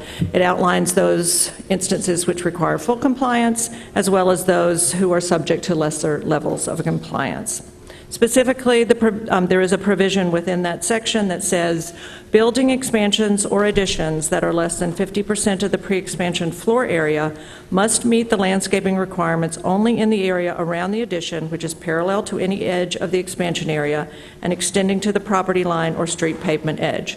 So, for instance, and here's what you find in the ordinance. Here's an existing structure, here's an expansion, and so basically you draw a line out from either side, and here's the area where you have to come into compliance with the landscape standards. So that would be things like buffering, vehicular use area plantings, street trees, etc. This provision that I just cited to you has worked really well in most instances, both in gaining some landscape compliance, at the same time having a balance in terms of being equitable and economically viable way of applying those and not being too onerous on an applicant coming forward with an expansion. But we have run into a few situations, however, particularly with properties zoned commercial, industrial, or industrial, where the provision has resulted in substantial landscaping being required with substantial expenditure with a very, very small planned expansion. And forgive my crude drawing. I was in meetings all day. I was planning to make a better version of this, but you'll just have to imagine it. So you have a big industrial complex, and they're doing a very, very small addition to the back for whatever reason. All of a sudden, they've got to bring a large parking field, for example, into compliance, which means tearing up the parking, putting in islands of trees, et cetera, and it's a very, very small addition. So what we're proposing is that in order to avoid such onerous landscape requirements being applied to small additions on industrial zone properties, that the following language be added as a new subsection to that previously cited section, which says building expansions or additions occurring on properties zoned commercial, industrial, or industrial that result in an expansion of less than 5% of the pre-expansion floor area or 3,000 square feet in size, whichever is less. So again, we're talking a pretty small expansion to an industrial building, are not required to meet additional landscape standards. Cumulative expansions occurring over a 3-year period that exceed this threshold shall have to meet all applicable landscape standards, and that's to prevent somebody from coming in with little chunks of expansions and working their way around complying with the landscape standards. While this proposal addresses industrial properties only, and you might ask about that, that's where we've seen the problems, but we're going to continue to look at it in terms of other zoning districts as well in the future, but we think right now the main issue is with industrial expansions. Staff recommends approval. Planning and Zoning Commission unanimously recommended approval at their last meeting, and we have heard no comments from the public. Thank you. Anyone have any questions? Do I have a motion?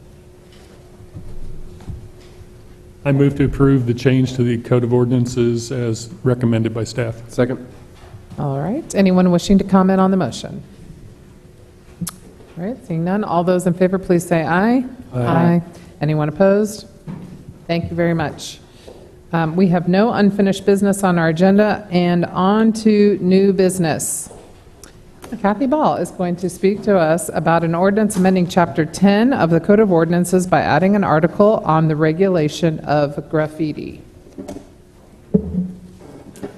Thank you. Mayor, Vice Mayor, members of City Council. I am pulling up a presentation. Yeah, I know, Maggie, we have a...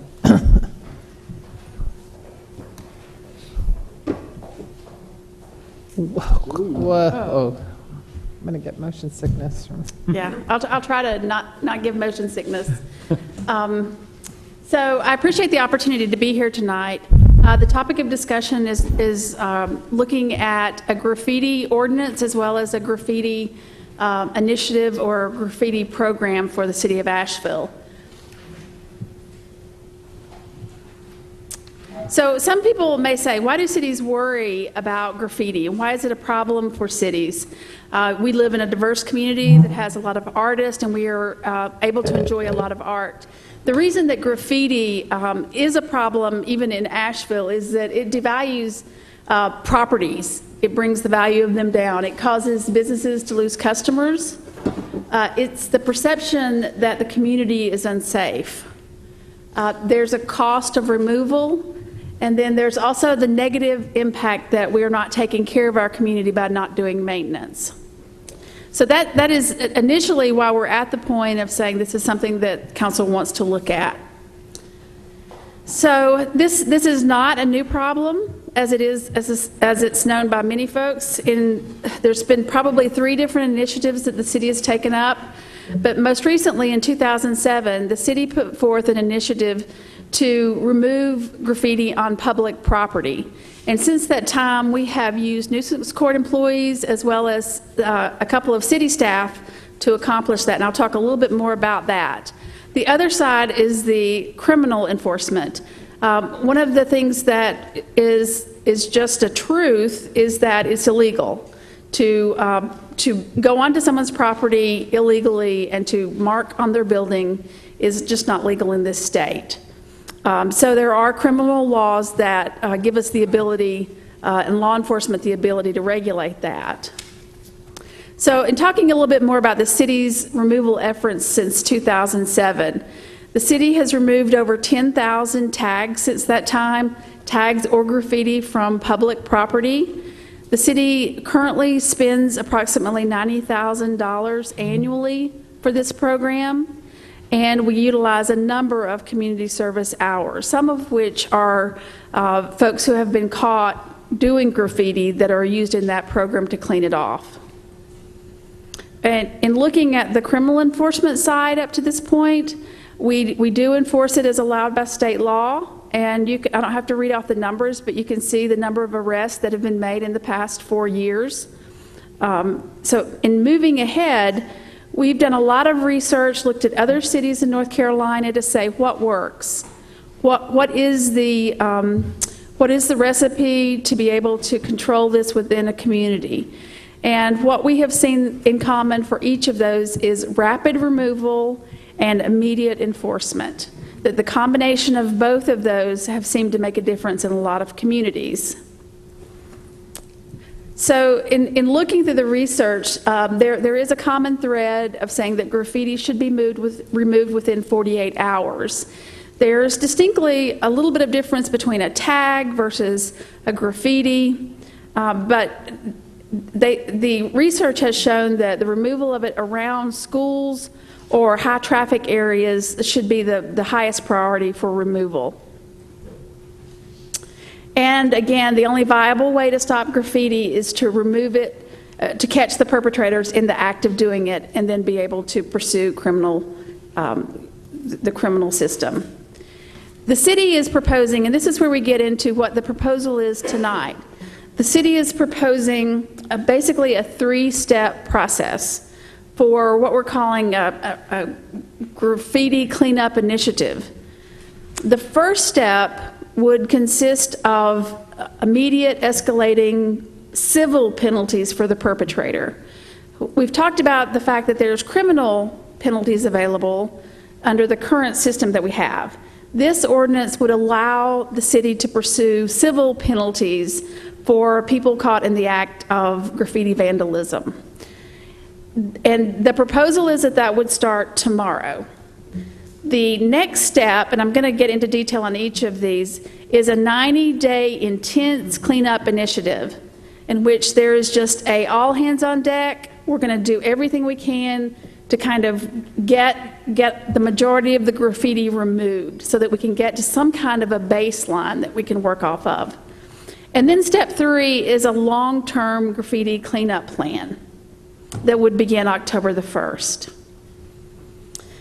Step one, as I mentioned, is the escalating scale of penalties for civil penalties for perpetrators. And you can see the escalating scale on the chart. We basically have gone to the fifth offense being $1,000, and then everyone, in addition to that, would be an additional $1,000. This would not preclude any criminal options that are available through the state law. So one of the reasons I wanted to use this new format of PowerPoint is because I wanted to be able to make sure that folks had an understanding of how the process would work. So now we're moving into step two. Step two is a 90-day intense cleanup initiative. So that is really the strong effort to move on this, removing the majority of graffiti in the city. The proposal is that that would start July 1 and go till September 30th of this year. And just to give you an idea of how that program could work, and we're open to any changes or suggestions, of course, by City Council, but just to walk you through the process, and I will try to go slowly so that the presentation doesn't cause a problem. So the first 90 days is really an opportunity where we want property owners who have graffiti to step up and say, I have graffiti on my building, I don't want it there, I want help. So they would contact the city and say, can you help me remove graffiti from my property? The city staff would visit the site and estimate the cost of removal. So they basically would go out and say, okay, this is one tag, and we estimate that we'd have to use this much paint, and it would take 1 hour to do it. So essentially, this is the price that we think it would cost. The property owner's responsibility at that point would be to sign a waiver that allowed the city to bring a contractor onto their property to remove the graffiti. It would also spell out how that graffiti would be removed, and I'll talk about that in a little bit as well. We are trying to make this money go as far as we can, so we're proposing that we would limit it to a $500 out-of-pocket for the city maximum, because in some cases we would be painting the whole building. So we did put that limitation just because we wanted to be able to remove as much as possible. So the property owner signs the waiver, allowing us to get on the property, allowing the contractor to get on the property, and agrees to pay 10% of the cost of removal. The city would then contact a contractor, an on-call rotational contractor, to remove the graffiti within 48 hours.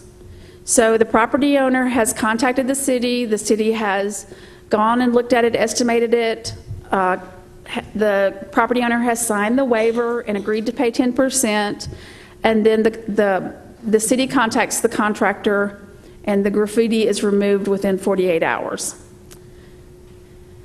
The city then pays the contractor, bills the property owner for the 10%, and the property owner pays. So that's the simple part of how the 90-day program will work. I need to tell you at this point that just late today, we had our neighborhood coordinator, Marcia Stickford, got a call from Asheville or Greenworks, and they have offered to have an anonymous donor pay the 10%. So to have that $30,000 paid by an anonymous donor. And I haven't had conversations with them, I'm just passing along to you that was... Thank you, anonymous donor. So the question then becomes, how does this happen in this intense 90-day period? Like does everything get going? So July 1, property owners are able to know who to call and what to do. So prior to July 1, this is kind of the outline of what we think needs to occur. The city would establish an hourly rate to pay contractors for removal. So we have had staff now for the past 8 years removing graffiti on public property. So they have a lot of experience in what types of materials to use, what's most effective. So we would work with them to say, what do we think is a fair rate to pay a contractor? And we would also get input from contractors, but we would establish this rate. We would notify contractors that here's an opportunity for you to get work for the city. Are you willing to accept this hourly rate? And if so, we will pre-qualify them to be on a rotational basis. So we have a list of contractors now. We've determined this hourly rate. When the inspector or code enforcement person goes in the field and they say, this is going to take 2 hours to remove, then there's a rate established with that the contractor has agreed to do. And we say, can you remove it in 48 hours? If they say that they can, we will assign them that work.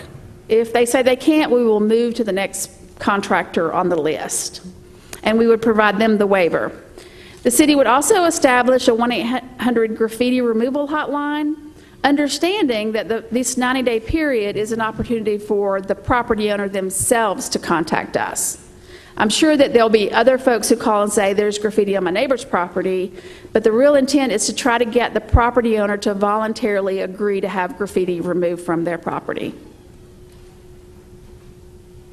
There are a number of folks who are interested in partnering with the city and are probably better equipped to be able to reach out to the community, like the Downtown Association, the Chamber, the Downtown Commission, that would help, has already agreed, and Dowell wanted me to pass along, they've already been working on this effort to do a huge communication plan prior to this 90 days. So this would not be an effort that would be on the part of the city. We would actually be working with some of the other leaders to lead the effort in this. We would be providing them with the factual information of how the program would work. And then the city would establish $300,000 for this 90-day initiative starting July 1, so it would be a part of next year's FY15 budget. So that's kind of step 2. So that gets us to October 1, 2014. So then we have this long-term initiative of how do we deal with it on a long-term basis. The purpose of having it long-term is to encourage property owners to remove it immediately. That is proven to be the most effective way, because most of the folks who do it want people to see it. They take pictures of it. They want people to drive by. It is a piece of artwork for them, and there's recognition. And this is what I've read. So the city would find out about graffiti on a building, either through an anonymous call, either through the property owner. We would notify the property owner to remove the graffiti. The property owner would have 7 days to remove the graffiti. So the letter would say, dear property owner, here's a picture of what we believe is graffiti on your property. You have 7 days to remove it. If you would like assistance from the city, please contact us within this 7 days. So if the property owner wants that assistance, they could contact us, and hopefully within the 7 days. What that assistance would look like at this point, so we're past the 90-day, the assistance would be that we would still have this pre-qualified list of contractors, and because we have so much work, we would have a negotiated rate for that, which hopefully would be lower than what an individual could go out themselves and contract it for. And so we would go to them and say, if you'll sign a waiver and agree to pay 100% of the cost, then we will call the contractor to come remove it in 48 hours. So again, we're asking the property owner to sign the waiver, but the difference is the amount that they have to pay. So the city would contact the contractors, pay the contractors. I'm going to slow down. And then the city would bill the property owner 100% of that cost. And this is just the cost of removal. So it does not include administrative cost at this point. It's just how much did it cost the contractor to remove it. So, of course, this presentation could only cover a certain amount of information. So I tried to pull out if I were in the shoes of the property owner, what would I ask? And of course, the communication would have a lot more than this, but I tried to pick out some key ones. What if the property owner doesn't comply? We know that this is a concern of our property owners.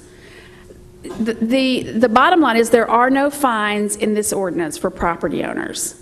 We do recognize that they are the victims of the graffiti, but if we continue to contact a property owner and they refuse, and they continue to refuse, then we do have the options available, just as we do with any public nuisance, to pursue that with legal action. That legal action could be taking a lien against, removing it and taking a lien against the property. It could be a number of things that I'm not qualified to speak to. Another question is, how will the contractor remove the graffiti? So there's essentially 3 different methods that are used: pressure washing being the easiest, a chemical treatment that you put on and then pressure wash off, or painting over the graffiti. And the intent would be to remove the graffiti. It's not to paint the whole building to match. So the aesthetics may not be perfect. And in the waiver, we would tell the property owner which method we think is preferred given the type of graffiti that is on their building. Will the city remove graffiti from historic properties? We do not have the capability to do that, but we will work with them. Our Historic Resources Office will work with them to try to come up with the best means and methods for doing that. And so we will provide technical assistance in doing that. Will the city match my building paint when they would paint over the graffiti? So if I have a blue building, is the city going to come out and match paint so that it looks right?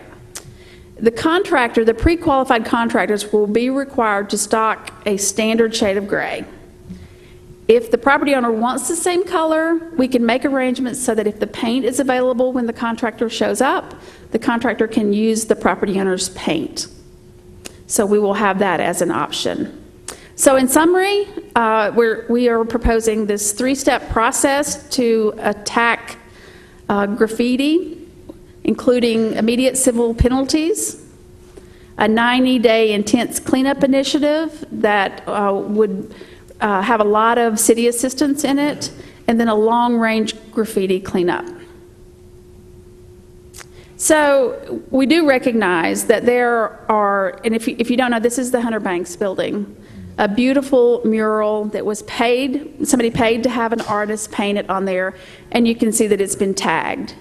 So I show this just to say we recognize that we're a city full of art, and we welcome that. And but when you see somebody spend time doing this kind of artwork and then it be tagged like that, that's what we're trying to get rid of, and that's what we think does not reflect and represent our community well. So thank you. Time for questions? Kathy, that was great. Very thorough. Thank you. Do we have any questions from council? I have a comment I'd like to make. I can wait, well, I think, yeah, I'll go ahead and do it now. I've already mentioned these to the mayor, and excuse me for taking some time with this, but we've been spending a lot of time on this issue. I really appreciate, Kathy, what you've done, you and staff, and Martha, the work you've done on the legal end. I can see you've done a lot of work on this, but I've got 3 objections that I hope we can address in some way. We've already had sort of a public hearing at the Public Safety Committee. We've had a briefing from staff, much more thorough than this on the matter. And we even had a small public forum that Chris Pelley arranged at the Asheville Arts Council.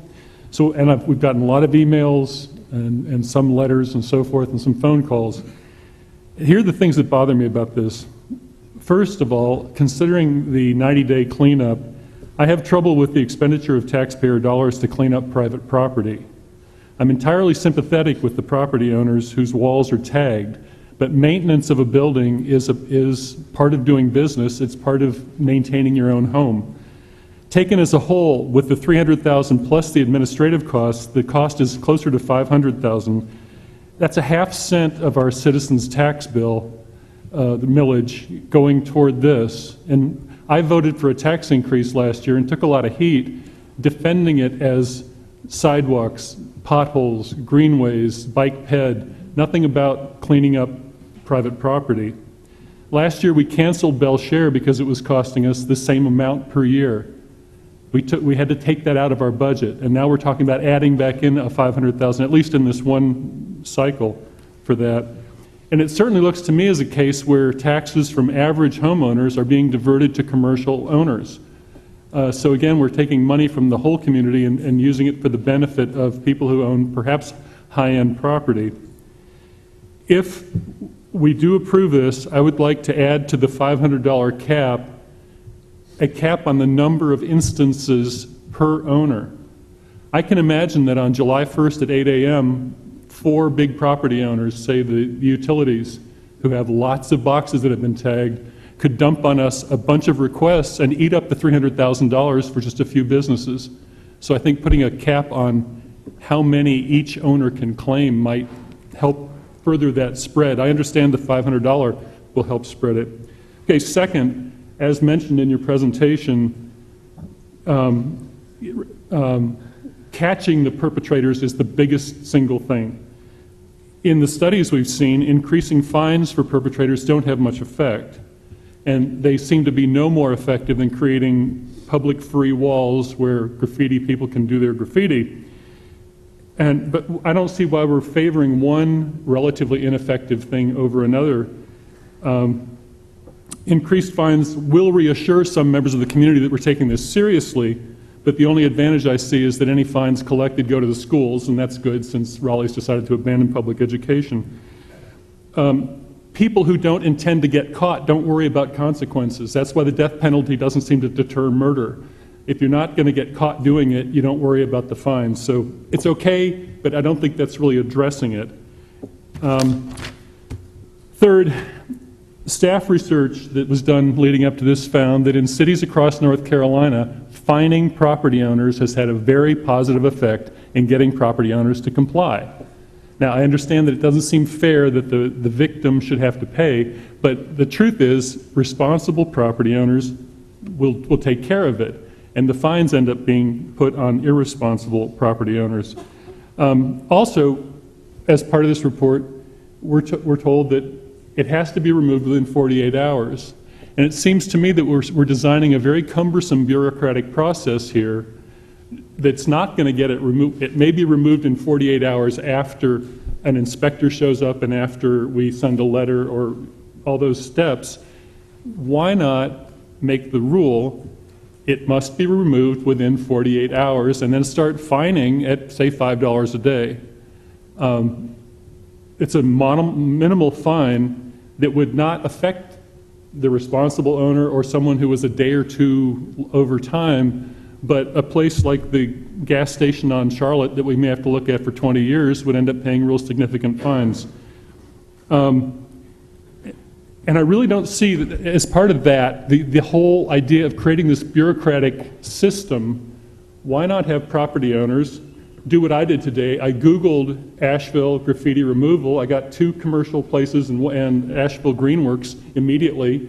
I could phone them. I mean, any responsible property owner can do that. And why have us pay somebody? I'm talking about the longer term one now. Why have the city pay somebody and then get reimbursed?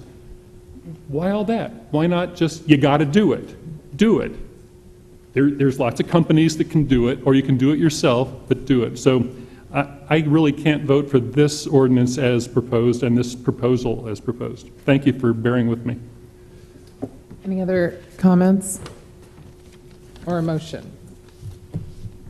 I would say I agree a good deal with what Cecil says, but having been through this thing for a good while, as we all have, this is a great way of getting to a baseline, and it's frankly, there's a lot of it out there that finding that property owner is going to be very difficult, much less getting them in a position where that we can get it off in a good cleanup period. This one may be worth what it costs to get the vast quantity of it that we have out there down, and it does give an opportunity to get people accustomed to, and we're already seeing seeing a good deal of public angst about graffiti. In fact, we are already ratcheting up our enforcement efforts. We're seeing more people apprehended doing this, and I think it's got a community move to where that we're going to get a great deal of cooperation from private property owners. So even though I agree with you on parts of it, I think we've got to start somewhere. This is a way of doing it without putting a penalty out there. It's a good trial, and if we can make it successful, it's going to be worth it what it costs. If not, then we'll have to take other approaches. But I think the education piece, the ratcheting up enforcement, getting stiffer penalties will have an effect. And I think that the community's reaction to this has an effect already. Although the picture that we used up there on the wall, which is a great picture, Kathy, that's a friend of mine. It's Frank Smith's Hunter Banks shop. Great mural up there. And if you passed by there in the last several days, you've seen that. And it is disgusting. Frank put a lot of money into putting that building or that mural up there, and it represents what his business does. It's something, if I were an out-of-town guest, I would see that. Being a trout fisherman, I would be very impressed. And then all of a sudden you see that kind of stuff on it. It's not acceptable. So we do have to do something as a community. I feel like that was a motion. It sounded like one. I will make that a motion and to accept the ordinance as drafted. I'll second. And I will, okay, so in my nitpicky self, I read and edited the ordinance as proposed, making mostly grammatical changes, but I did provide a copy to our interim city attorney, Martha McGlohan, who's here before this meeting. So if you, and what it includes is we clarified the notice requirement to be in sync with other notice requirements. Correct. And also the 30 days will be removed. Right, and the draft that was proposed here included this, that the civil penalty increasing incrementally was only within a 30-day period, and we removed that so that you're not confined to a 30-day period. So if you wouldn't mind making your motion to include those changes. I will amend my motion to and Councilman, and also Councilman Bothwell, let me mention, you mentioned something about the civil penalties going to the school system. Case law is consistent that if you have an ordinance that enforces pursuant to the criminal in the civil aspect, then those civil penalties would have to go to the school system. But our ordinance is civil penalties only. It does not provide for criminal enforcement. So since our ordinance specifically authorizes civil penalties assessment, those penalties, according to case law, would not have to go to the school system. Sorry to get anybody's hopes up on that. And to clarify that point, there's a criminal statute that perpetrators can be prosecuted under, and then this would be a city ordinance that would layer on top of that. So you'd have the potential for criminal fines administered by the court or restitution requirements, but this would, in addition, add a civil penalty opportunity. Just a quick comment before we begin the public hearing, that I really kind of want to focus this on the fact that we wouldn't be having this conversation if there weren't vandals in our community going onto other people's property and doing acts that were not invited, that if you go on someone's property and you vandalize it, there are ripple effects to that injure the community. And it's due to that community outcry, due to the ripple effects that it has in the community that we're sitting here. When you get your tax bill this year, I want you to think about the $90,000 a year we're spending cleaning up public spaces right now, and the $300K that we're going to use towards this graffiti cleanup initiative, and recognize that as someone just tagged your tax bill. Tagged. I'm going to be supportive of this tonight. Largely, I'm not a huge fan of having these public resources go onto private property, but I think we have the responsibility to recognize that there is a real public good here. That we're going to be partnering with our business community to do, and rather than set that up in an adversarial way, to set it up as a partnership from the get-go, to recognize that it's going to take this whole community coming together if this is actually going to get better. Will fines stop someone from committing an act of graffiti? Probably not, but it may stop them from committing the second act. My hope is that those fines will be somewhat helpful. I am interested in exploring some of the other options that have been mentioned, and I hope we'll be able to kind of push forward with that. And well, I won't go into that stuff, but that this is a public good. It's about the safety of our community, and that's why it's important that we move forward with this tonight. Councilmember first.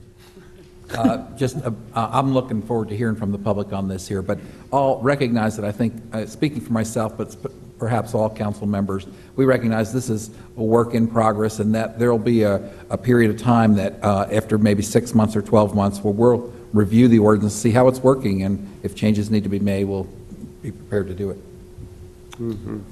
Administrative comment, the council member's suggestion that we cap the number of properties is an excellent one. That's something that's not in the ordinance. It would be something that we'll build into the administration of the cleanup program if approved by council.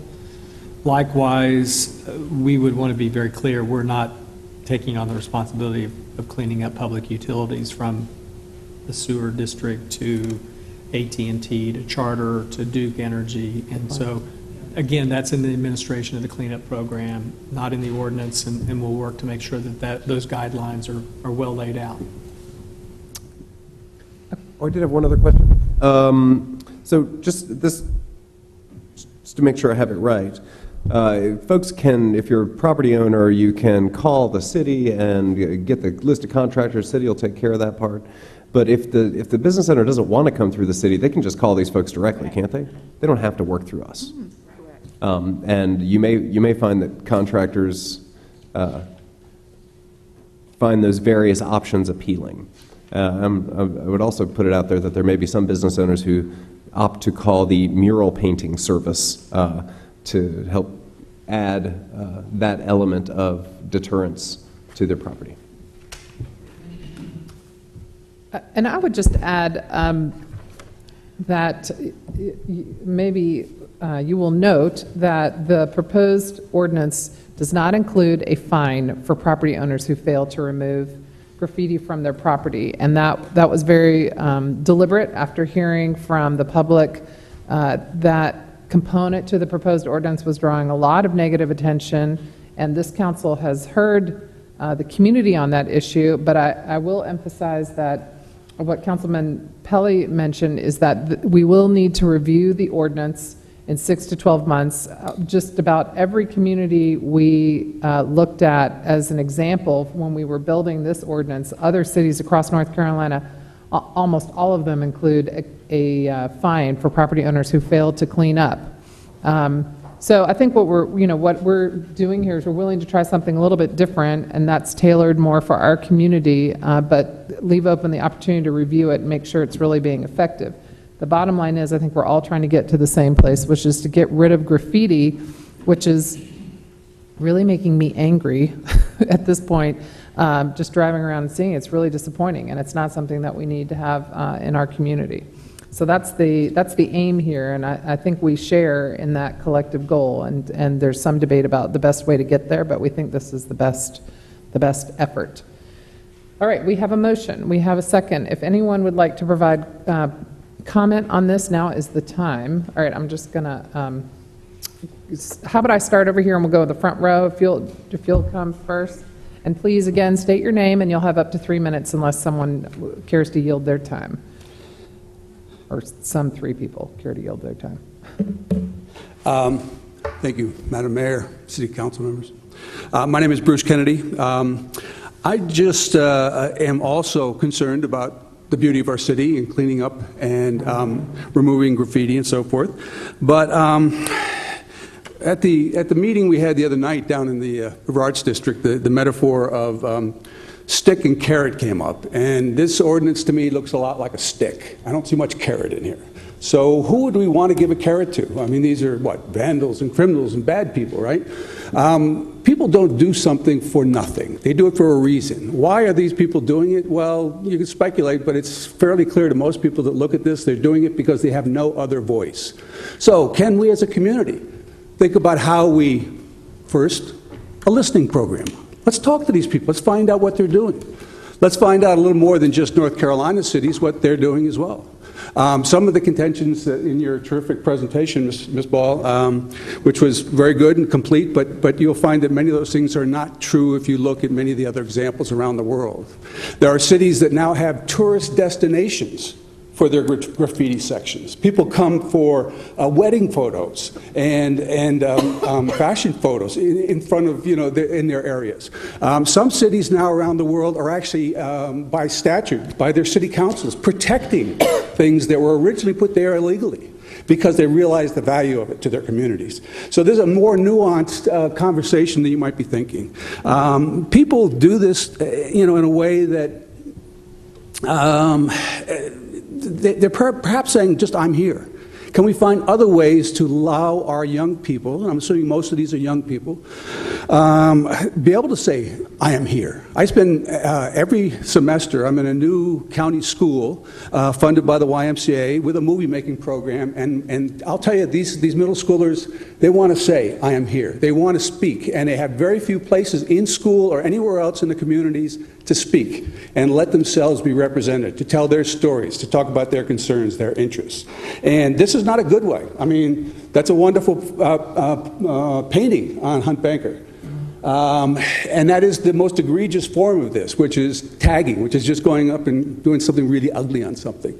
The worst possible way. But there are nuanced ways within all this that we might be able to find a way to encourage creativities, do all this without suppressing expression, in fact, encourage expression.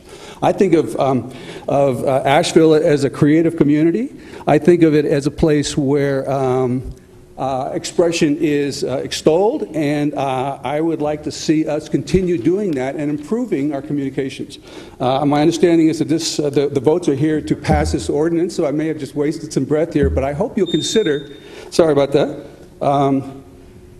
that's my 3 minutes. I hope you'll consider thinking about tempering this and look for some way that we can encourage creativity, encourage the communication of those who are disenfranchised, that don't have a voice, the voiceless ones. So thank you. I appreciate that. Mr. Peterson.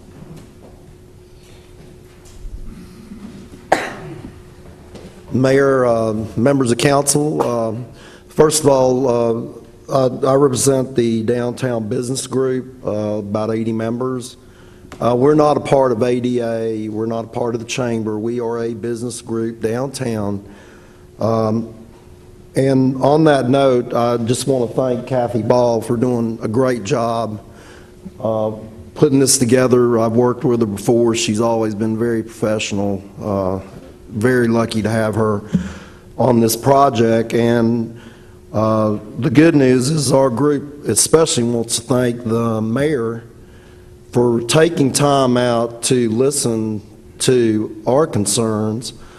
And we were hoping, and we think we've got a wise mayor that will listen to everybody's problems, although we don't always get along or agree on things, but we agree that we should do this project, and we want to work with the city. As I've told Jan and other members of council, our purpose isn't to start, friction, fight about this. We've been fighting the graffiti wars for over 30 years, downtown owners. We welcome council being able to come up with a good plan. We want the plan to work. We're willing to do everything we can. We just want to make sure, though, whenever business concerns come up where we're going to get taxed or something, we would like a seat at the table, much like you have your neighborhood groups that always have a seat at the table. Well, the business group wants a seat at the table. We want our voice to be heard. A lot of times it isn't heard, and we feel like now we want to be a part. I would only like to add that we'd like to see downtown, we'd like to see the police department really rev it up. It seems like 2 o'clock to 7 o'clock, I'm talking about at night, that's when the graffiti happens. We know, we're downtown all the time, and we think you can catch them especially at those times. So we'd like to see maybe a graffiti squad or something the police could come up with. Property owners, I just want the property owners, and we do know this, we want the names of these people because as property owners, we are going to take them to court and we will prosecute them personally too. So we want names and addresses, and so we'd like that. And like I said, I appreciate it, and thank you, Mayor, and we want it to work. If I may, for Mr. Peterson has a group of 80 folks. Chief Anderson would be more than happy to set him up to come speak to you. There is a downtown enforcement program that we've done a soft opening of that, but it's intensified this summer, and want to share that information with your group. If you would have him and his team come out, they'd be happy to tell you how they're stepping things up downtown. That'd be great. Thank you.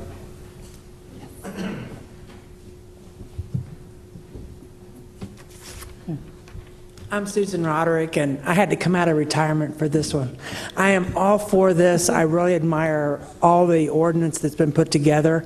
I think that Cecil will really be for this and support it too, because it's right in line with our quality of life issues. It might not end up costing all the $300,000. There's so much more awareness now. It's been in the paper every day. It's around. We're all aware of it. And it could be something you can really brag about later. It could be that we don't spend that much money. But to have you put that much toward it and to put this much effort toward it is just thrilling. So I hope you all vote for it. Queen of cleanliness. Thank you. Yes. All right. So I'll just switch around over here. Yes. My name is Dave Ehlert. Just got back from Washington, D.C. You're really hard-pressed to find any graffiti in the touristy areas of Washington, D.C. I don't know how they do it, but next time you're there, you just see if you can find some. I do know quite a bit about San Francisco, though. They're tough. They are tough. If you're a first-timer and the damage is $400 or less, you could still be find yourself a year in jail and a $10,000 fine. Once it gets over $400, it's a felony. It's a felony, not a misdemeanor like it is here with a little slap on the hands. It's a felony, automatic. And you could have a $50,000 fine and 3 years in a state prison. Now they have people there who take the pledge. People like us take the pledge. We're going to get serious about this. We're going to watch. We're going to report it promptly while it's happening. Believe me, you can catch people if you're alert and watching. Just don't drive by and get home and have another cup of coffee. That's part of it. They also have a hotline. They have a reward fund for people whose information leads to prosecution and a successful prosecution of people who are doing this. And they put cameras up some places where it's just reoccurring. Church Street, one of the most beautiful streets in town here with the churches and the Altamont and whatnot, it comes up over and over and over. It wouldn't take much to have a camera there and catch them in the act, because as you know, unless you actually catch them doing it, it can verify that. You can't just hear the paint cans drop and see the kids running away. That doesn't count for anything. You got to catch them. You have to have evidence. We could do that in this town. Lots of things we could do. I like what you're doing, Jan Davis. I know you've worked hard on this, and all the other people who have presented. It's a start. It's a start. But, $200 fine, after the fifth time, $1,000 fine. Come on. I'm glad that the effort seems to be on people doing it and not the victims, the businesses who find all of a sudden they have their walls sprayed. And by the way, who's going to decide what's graffiti or whether it's street art? There's a line there somewhere. You may never get a call from some business because they like it.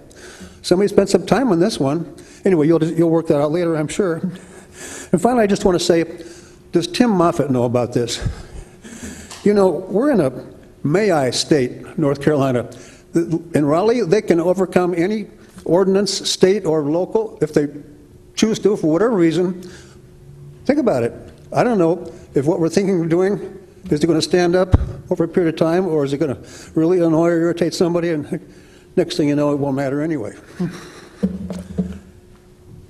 Esther, may we address that? Yes, point? if you, yeah. We actually have met with our legislators about this, and Mr. Moffitt was one of them, and they are working to try to find a way of stiffening some of the state-level criminal process. It's very difficult because we have heinous crimes going on, courts are full, but the legislators are very interested in what's happening here.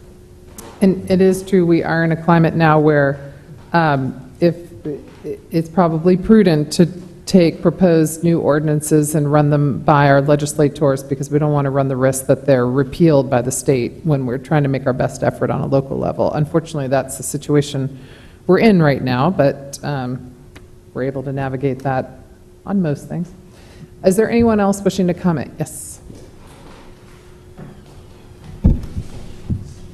I'm Bob Ropnack. I'm here representing Asheville Greenworks. And you did hear about it in Kathy's presentation earlier. We did receive a call from a donor. I spoke to him at length, and he's very concerned about actually getting some action on cleaning up the graffiti started immediately. And that's why he wants to step in and make sure that there is no kickback from any of the business owners, and wanted to contribute to that portion of the cleanup so that things would get cleaned up immediately. It's his feeling that once everything is cleaned up and the place is, in a beautiful state again, that there would be less chance of more graffiti and the furthering of that.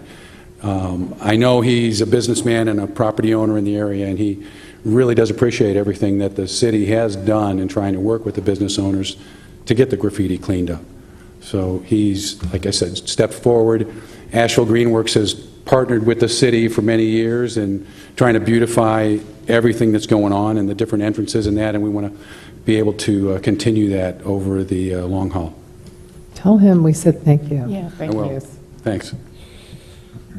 All right. Yes, yes.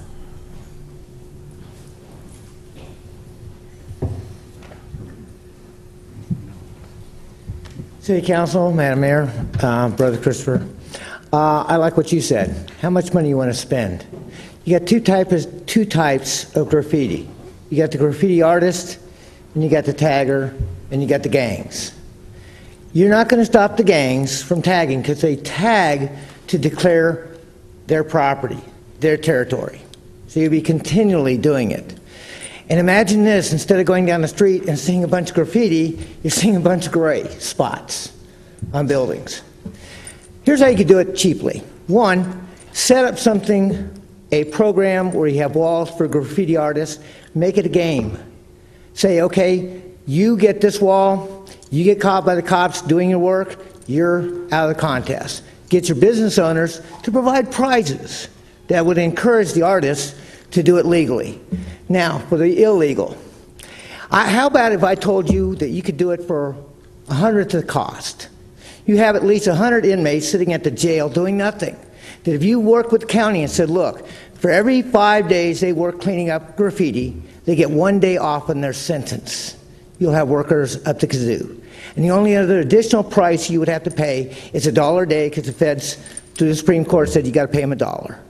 And all you have to do is, instead of paying a contractor, is you get a deputy or two. They have work programs that they do already. In fact, I used to see inmates cleaning graffiti off in this town already. Now, for the business owner, so you don't have all these gray spots, is all you require them to do is buy the paint. That's it. Tell them, look, keep the paint in your store. When we come to do it, we can do it when we're there. Their cost is just the paint. Thank you. Okay, in the back, Ms. Landis.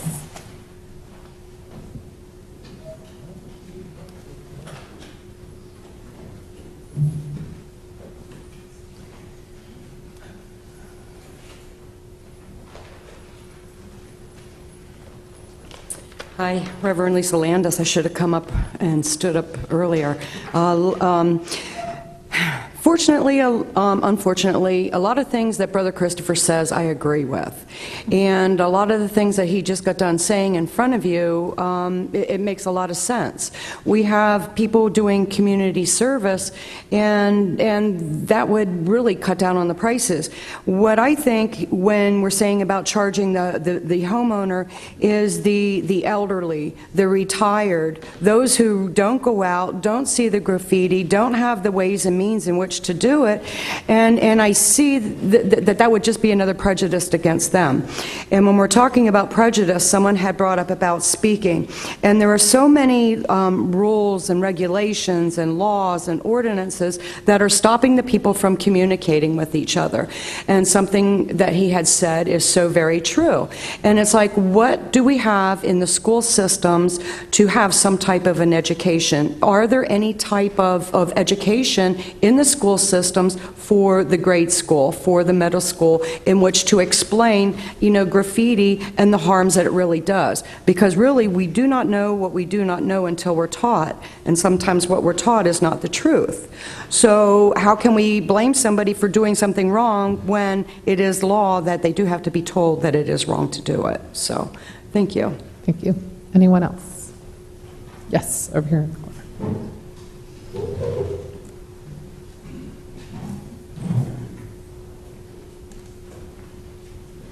I just wanted to comment on a couple things. I know State your name. Oh, my name's Kurt Thassler. Thank you. I know there was a comment that there's no fine, and that's a major difference from this and maybe some other cities. But it seems like really there still is a fine in that, in the long run, the property owner is required to clean it up. Otherwise, it will be cleaned up for them, and they will be charged with the cost of that. So, I mean, it's still essentially a fine, right? Just to clarify, the city cannot go on private property unless the property owner signs a waiver. So it will not be cleaned up by the city unless the property owner signs a waiver. Okay. Well, I mean, I think that it sort of opens up a lot of doors about, that there could be potential future arguments between the city and property owners about like what is and what is not graffiti, and do these things need to be cleaned up? And I guess these are arguments that have already been occurring over, previous sites that have already been vandalized. But I also just wanted to say that my own experience is through doing legitimate sanctioned public artwork has really been helpful to me, and it was a source of pride for me, and I would really support any future opportunities for that to occur. I don't know what the research is as far as if those types of programs that encourage public murals and requested pieces of art, if those types of things actually do reduce the types of graffiti and eyesores that we're having a problem with now. But to me, it seems like it would help, and I would welcome to see any more of those types of programs.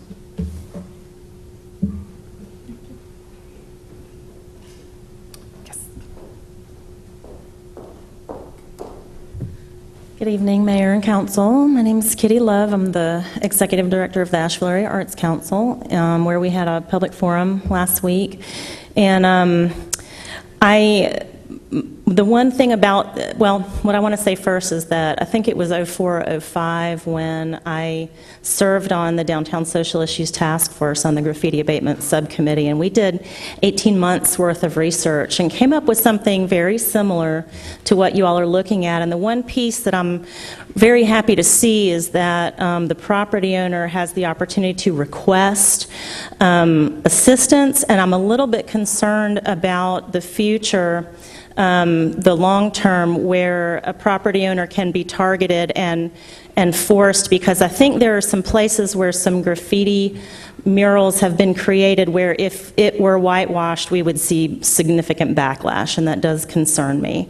But the tagging downtown, I think, is a good focus for this ordinance. I do want to echo what Bruce and Kurt have both said about mural programs and cite an example for you. In West Asheville, the old West Asheville Bank was a very heavily tagged building. If you know it, it's right in the same line line of second gear near the gas up in that triangular piece. And 12 years ago, I think it was, that Arts to People worked with the property owner to hire and enlist graffiti artists to paint a mural there. And I would challenge you today to go find a Sharpie mark on this building where we worked with graffiti artists to create something that they were proud of. My concern is about creating a continuum of stakeholders, from folks that don't have high net worth or own property to folks that do, and that we all are working together around a common vision. And so, you know, looking at the amount of money that we're about to spend to do some cleaning, and thinking about the little bit of money that we've used for the mural project over the years and how effective it's been, kind of just wish that there was a little bit more carrot too. And I would point to potentially the CIP funds that may or may not be available. Back in 2009, I understood that there was a pot of money that Diane Ruggiero was working on to do creative placemaking work with, and I wonder if that $45,000 or so might still be available, and that your Public Art and Cultural Commission might be able to help with something that would encourage murals again, maybe starting with the revamp of the pillars under 240 as an example. So thank you very much. Yes.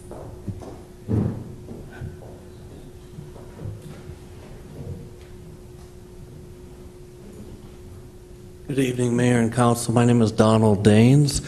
I just have one question regarding the property owner's insurance. If he had insurance that would cover the cost of removing the graffiti, then it would seem like the public funds would be giving him a windfall. If there was a way that the public funds could help with covering the deductible, with his insurance covering above that, it would seem like your funds would go a lot longer, and there'd be more of a balance between the private property owner and the public good. Just maybe a point for future consideration. Thank you. Thank you. All right, who am I missing? Yes, Byron.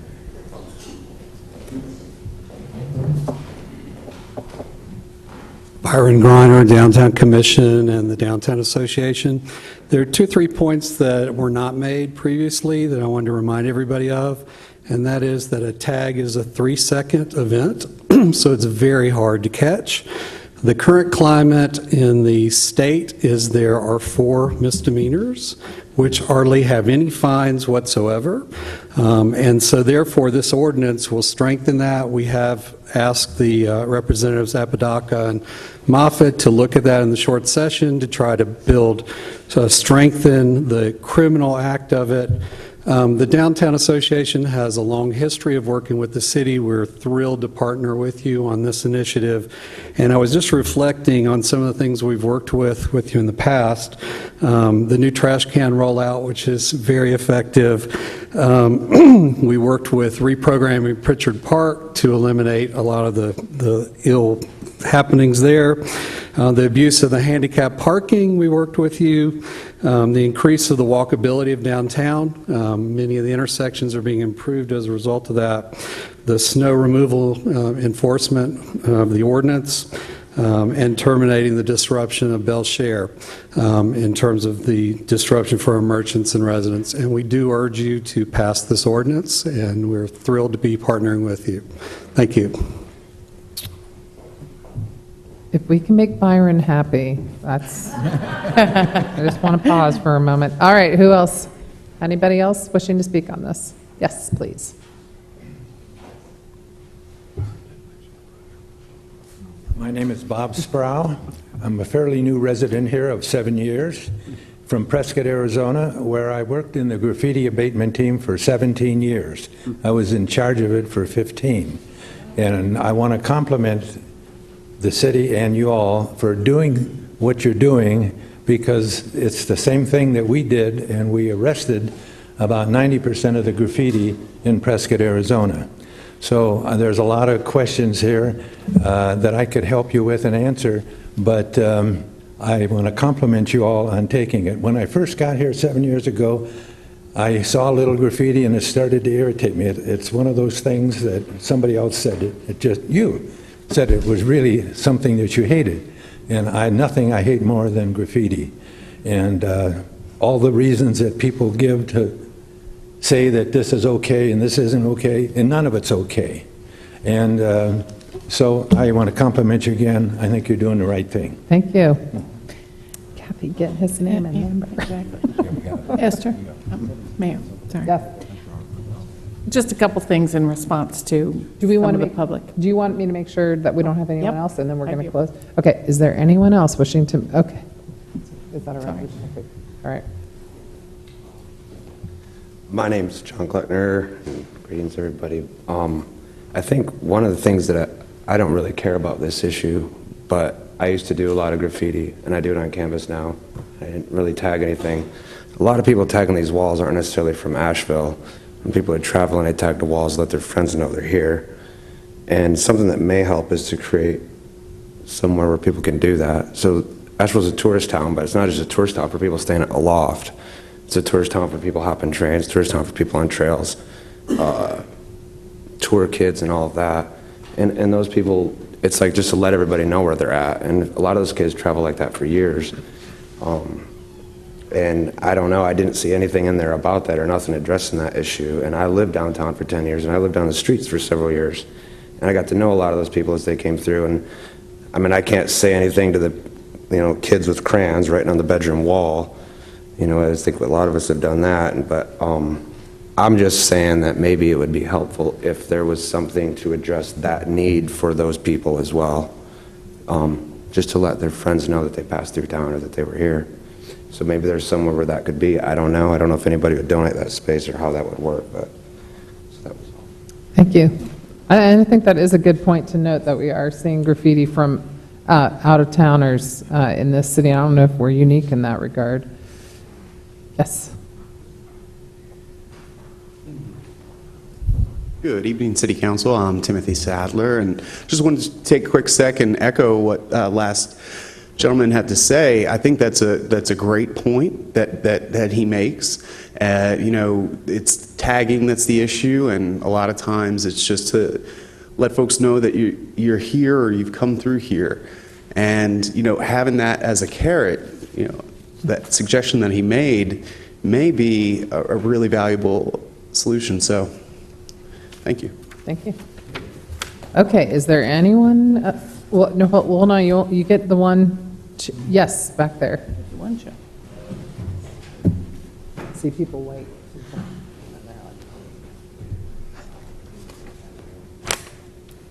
Good evening. My name is Patty Torno. Thank you, Council and Mayor Manhammer, for allowing me a minute. Just to address the last two comments, we at one point did have a property owner in the River Arts District who created what was called a legal graffiti wall. It was right adjacent to what is now White Duck Taco, and it was a place that was known, at least throughout the Southeast, if not nationally, as a place where people could come and paint. Unfortunately, the repercussions of that was that all of a sudden we saw this blossoming of graffiti everywhere in the River Arts District. It went on the Roots food truck, and Matt's response to that was to hire somebody good to do his truck so that at least it was better than what he was getting before. But it really it spawned a huge part of the problem that we're dealing with now. So I would caution thinking that through a little bit more carefully, because our experience has shown us so far that that was not helpful in this debate. So thank you. And again, I appreciate all the thoughtfulness. The thing that I will say is, as a community, it's important, and I think council is showing great leadership here, it's important to encourage the civic engagement and to encourage the civic duty of all of its citizens.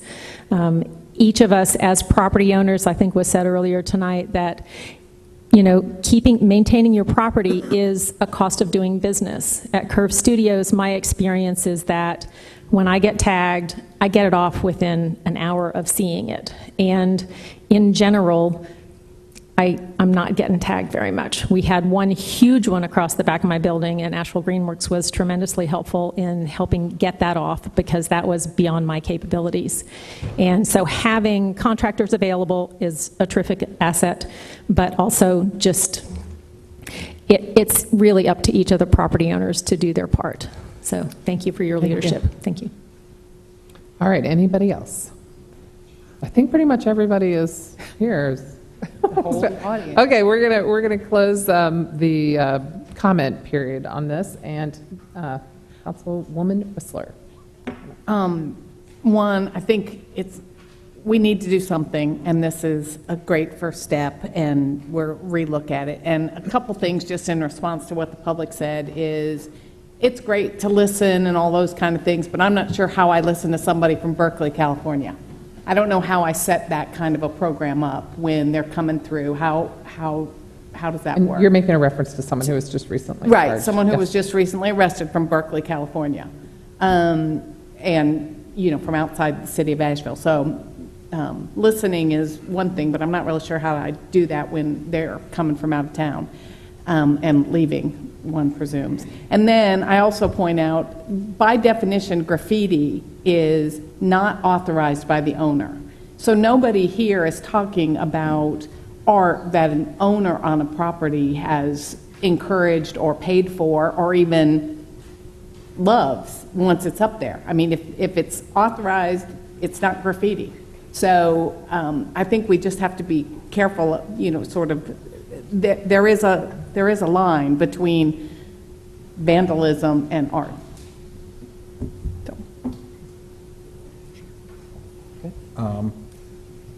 Last couple days, the mayor circulated a report she had received from a friend of hers by a woman named Deborah Weisel with the Center for Problem-Oriented Policing, and it was a comprehensive look at what successful graffiti abatement programs look like from across the country.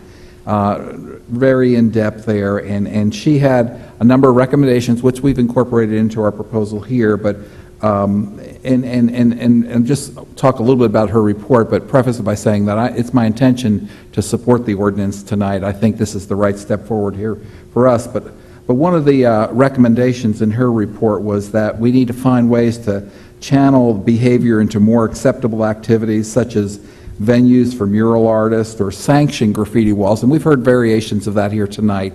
And I don't think we're ready to answer that question of what that looks like, but what I would hope that council will also approve tonight is to allow the Public Safety Committee of City Council to explore this issue a little bit more, talk to some of the stakeholders in the community, and see if there's a solution that's right for Asheville that incorporates, as Mr. Kennedy said, that we should be a community that's not all stick and no carrot, as that's not the Asheville way. So I'm hopeful we can come to a meeting of the minds on that too. Thanks.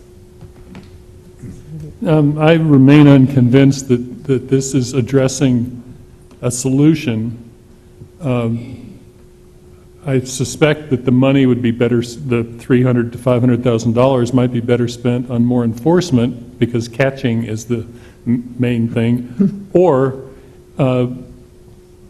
addressing those root causes in the community that Mr. Kennedy spoke about. I understood, Patty, what you said, that maybe that wall next to White Duck Taco there encouraged, maybe they ran out of space too, because I've heard that some public walls, they whitewash them every month. They take a picture, put it online, and then whitewash it, and people can start over again so that there's still space. I don't know, and I don't know how that works, but I remain uncomfortable that I think we're doing something, but I don't necessarily think we're doing anything useful in this ordinance. So I'm still not convinced. Anyone down here?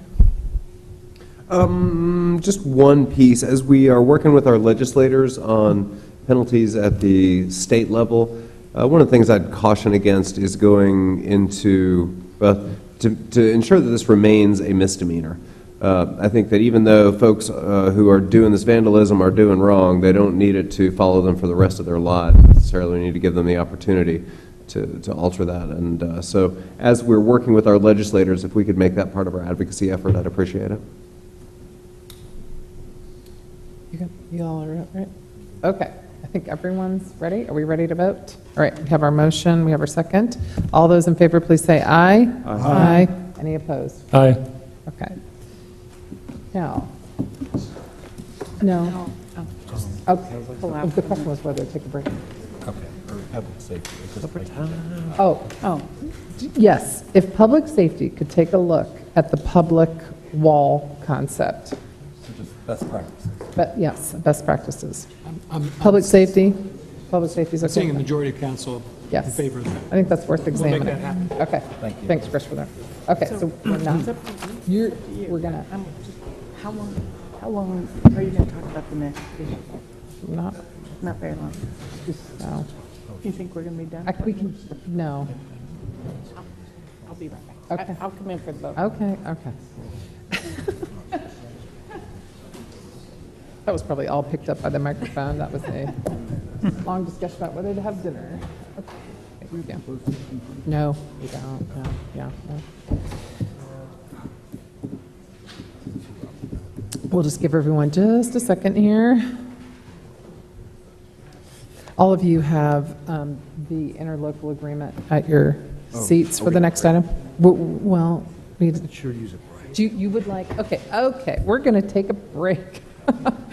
All right. We're going to. The consensus is that we're going to take a break. We will take a 20-minute break, and then we will come back and finish this up. I'm sorry, but yeah. It's.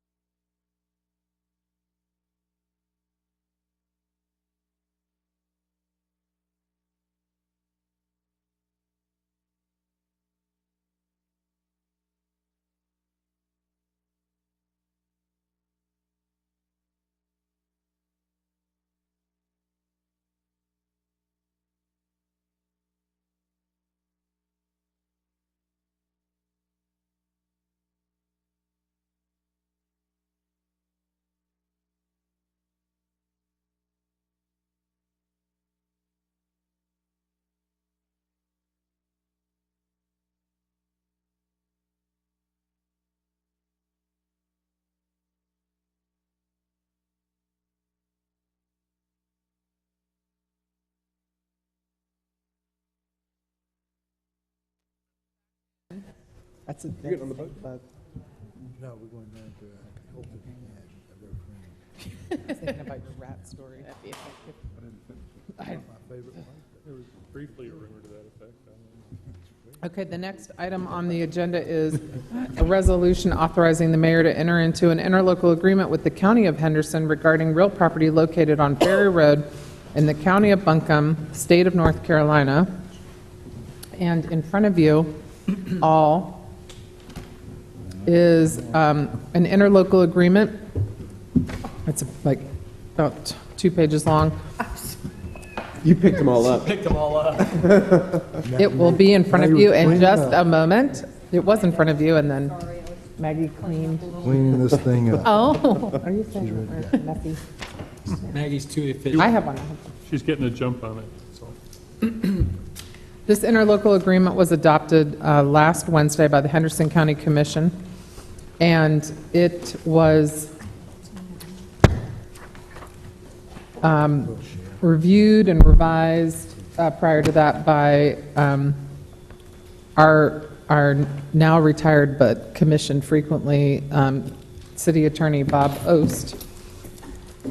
And it, in general, provides that the property referenced, which is 137 acres in the Bent Creek area that is owned by Henderson County, but subject to a deed that provides for the property's reversion in the near future if certain conditions aren't met, that Asheville and Henderson County agree that the property can be sold and the proceeds can be split between Henderson County and Asheville, and that Asheville's proceeds will go to Buncombe County for use for a public safety purpose, such as a training center, and Henderson County's proceeds will be used for the same.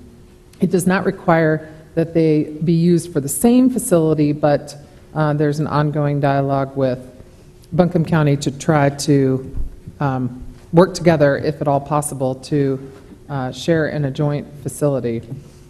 Buncombe County is working hard to try to find an appropriate site and funding for such facility, and our city manager has been in contact with the county manager, and the county very much invites our participation in such an endeavor. This also brings resolution to a long-standing, unresolved issue with Henderson County over what to do in terms of the disposal of what we call the Bent Creek property. So this is, I think, a great opportunity to do that, and hope that this council seeks to adopt this interlocal agreement or authorize me to sign it. I would make that motion to adopt the interlocal agreement. Second. Okay, motion and second. Does anyone have any questions? Okay, is anyone here wishing to make comment on the motion? No? Well, then we're going to vote, but before we vote, the Henderson County manager gave me this very nice lapel pin, which is a rendering of the old courthouse in Henderson County, and I'm going to put it here on my lapel, right above my Asheville lapel pin, in our symbolic coming together over a resolution to the disposal of this property. All those in favor, please say aye. Aye. Aye. Any opposed? Oh. Great, thank you. Yay, self.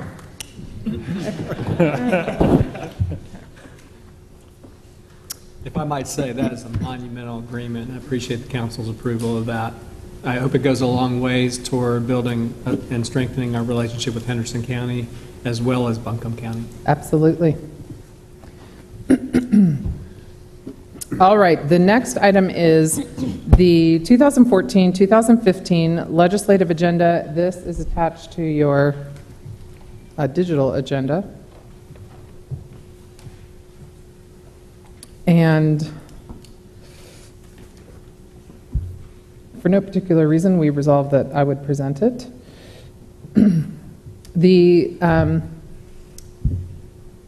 It should be noted that the proposed legislative agenda has been reviewed, as Councilmember Davis mentioned, with our legislators, that being Representative Ramsey, Representative Moffitt, Representative Fisher, and just today I had the opportunity to meet with our newest senator, Terry Van Dyne, to review the legislative agenda. The legislative agenda includes the following items. Under environmental issues, the city's support for changes to House Bill 74, which was enacted last session, called the Regulatory Reform Act, and essentially parts of this bill sought to prohibit cities from exerting additional environmental regulations that exceeded any state regulations.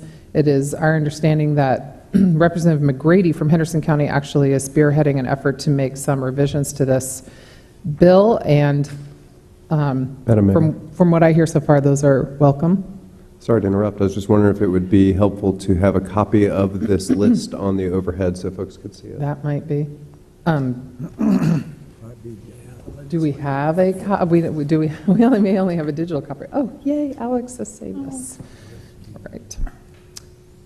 The second bullet point under environmental issues is to seek legislation requiring the appropriate cleanup and disposal of coal ash in coal ash ponds. This is in honor of Moogfest, what we're looking at right now.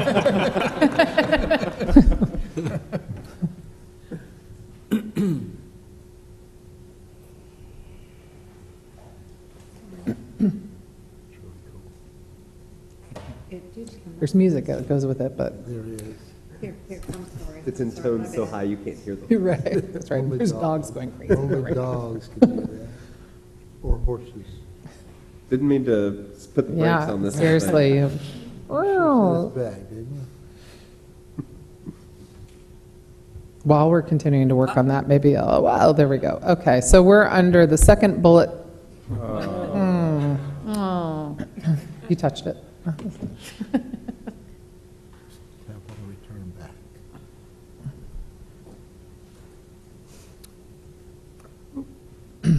Yeah. Okay, there we go. Stand there and hold it. So we'll just talk Like through it gravity. while you're continuing to work on getting it up there.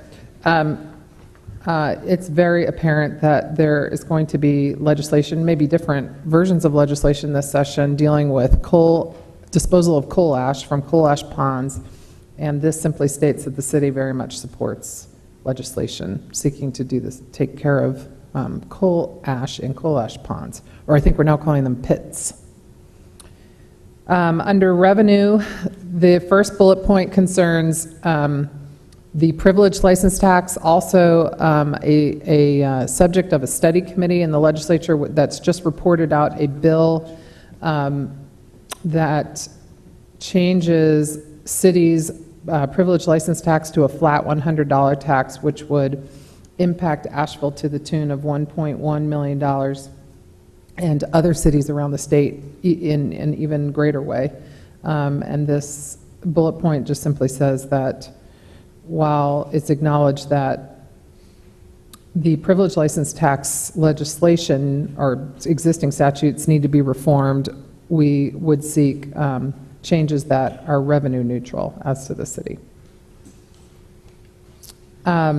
Next is an item to exempt farmers markets and farmers market managers from North Carolina General Statute 66-255.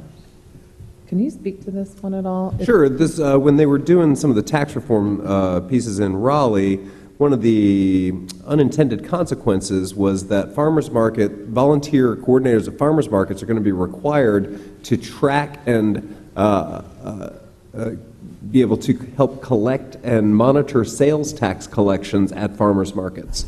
And it was clear that this was something that was going to be very difficult to do, and the concern was that we would actually lose farmers markets in the process. And so we've been able to partner with the Asheville Area Chamber of Commerce and with our legislators to begin to seek a fix to this, and I think that through this continued advocacy we'll be able to make sure we protect those markets. Yes, and I will say some of these overlap with the Chamber's legislative agenda, and this is one of them. And then the third bullet point under revenue is to seek legislation allowing municipalities to use electronic legal public notices in lieu of newspaper publication notices. And I mentioned there was an article in the newspaper today by Mark Barrett, who is here, that I wasn't certain if all of council wanted to support this. We talked about this in the governance committee, and there was some reservation about whether to fully support this piece. But in this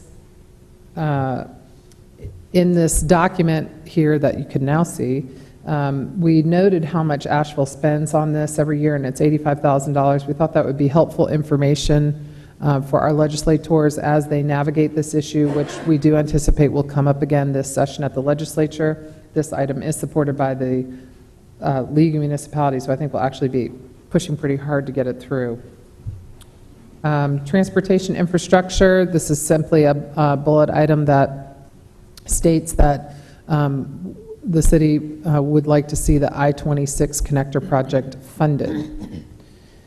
And then finally, graffiti, which has already been mentioned tonight. This is an item seeking to strengthen the state laws regarding the criminal statutes that apply to graffiti vandals, which is captured under a broader set of statutes dealing with property damage. It does not state whether to move it from some class of misdemeanor to a felony. And I think Councilman Smith made a good point about holding off on moving it to a felony. Mayor, was there any thought, I'm sorry, did not Nope, yeah, no, that's it. Is there any thought or conversation by the Governance Committee on the topless issue?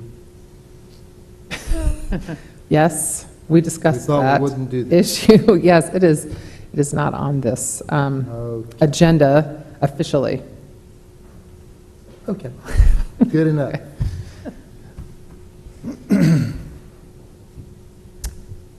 Anyone else have any questions or comments about this? Yeah, I just want to interject that I remain opposed to the I-26 connector project as presented to us most recently, but I'm going to vote for the legislative agenda, partly because council and the commissioners have voted for that I-26. I mean, my opinion's not going to make any difference to Mr. Moffett, I'm sure. So, yeah, I'll still support this, but I want to assure people who've asked me to continue to oppose the I-26 plan that I still oppose it. And the only thing I would say is, and I realize that we were kind of under the gun this year, but maybe having it formally approved by the entire council before we actually talk to legislators next year might be. Well, and that's a good process question, because it is kind of a chicken and egg thing, because you want to work with your legislators, and so you want to get a general feel from them about what, they have inside information. They can tell you what might be pending, what might not be pending, what's reasonable, what's not reasonable. We're gonna take our position on things as a city because we need to represent our constituents, but the idea here was to have a dialogue before we just cold rolled it out. And other cities handle this in different ways. They have, they do work with their legislators to develop an agenda.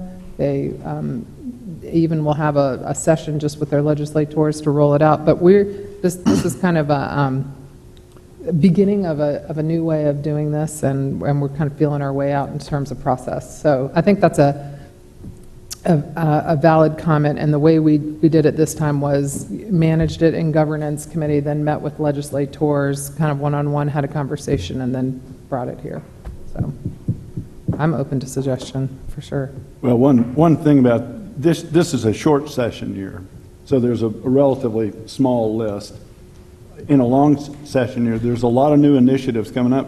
And so, Gwen, I think our challenge is to develop ongoing dialogue with legislators, and so by the time a year from now we'd be looking at a similar thing for the long session, there would have been multiple interactions building up, and it wouldn't be so much sequence. Right, we wouldn't have been up against and I think when we talked about the governance committee, we talked about this idea that in the fall that we'll put some sort of broad guidelines together, so that when we're looking, more policy as opposed to a specific bill. So I understand. I guess I just am raising the question about process. Okay. Any other questions or comments? Do we have a motion to adopt the legislative agenda? So move. Second. Okay. Anyone wishing to make comment on the motion? No? All those in favor, please say aye. Aye. Any opposed? All right. The next item, item D, a resolution adopting the 2014-15 City Council Strategic Operating Plan. We're moving to the first meeting in May. Maggie, I'm looking, yeah, we're good, okay. All right, and item E, a resolution appointing a member to the Homeless Initiative Advisory Committee, and the Vice Mayor will take over from here. Mayor, we interviewed, there's one spot open, we interviewed one candidate, Sabra LaRaven, and I'll entertain motion to appoint her, should a council member so choose. If I may, the Homelessness Initiative Advisory Committee selected Sabra as their preferred choice, their top choice among the applicants that they had seen. And so with that, I'll move to approve her being seated on the committee. Second. Okay. Any further discussion? All those in favor signify by saying aye. Aye. Opposed? Okay. All right, great. Okay, so just a couple of announcements, and then we're going to take a public comment. Hit it. Okay. Well, I just wanted to say that this morning, the Asheville School Board of Education named Dr. Pamela Baldwin as our new superintendent starting July 5th, 2014. And I welcomed her to Asheville on behalf of council. And this morning, I asked her to come to the meeting, but she was going to go home. But she will be back a lot between now and July 1st. So I assured her that council was looking forward to working with her and the board, and we're looking for some great successes at Asheville City Schools.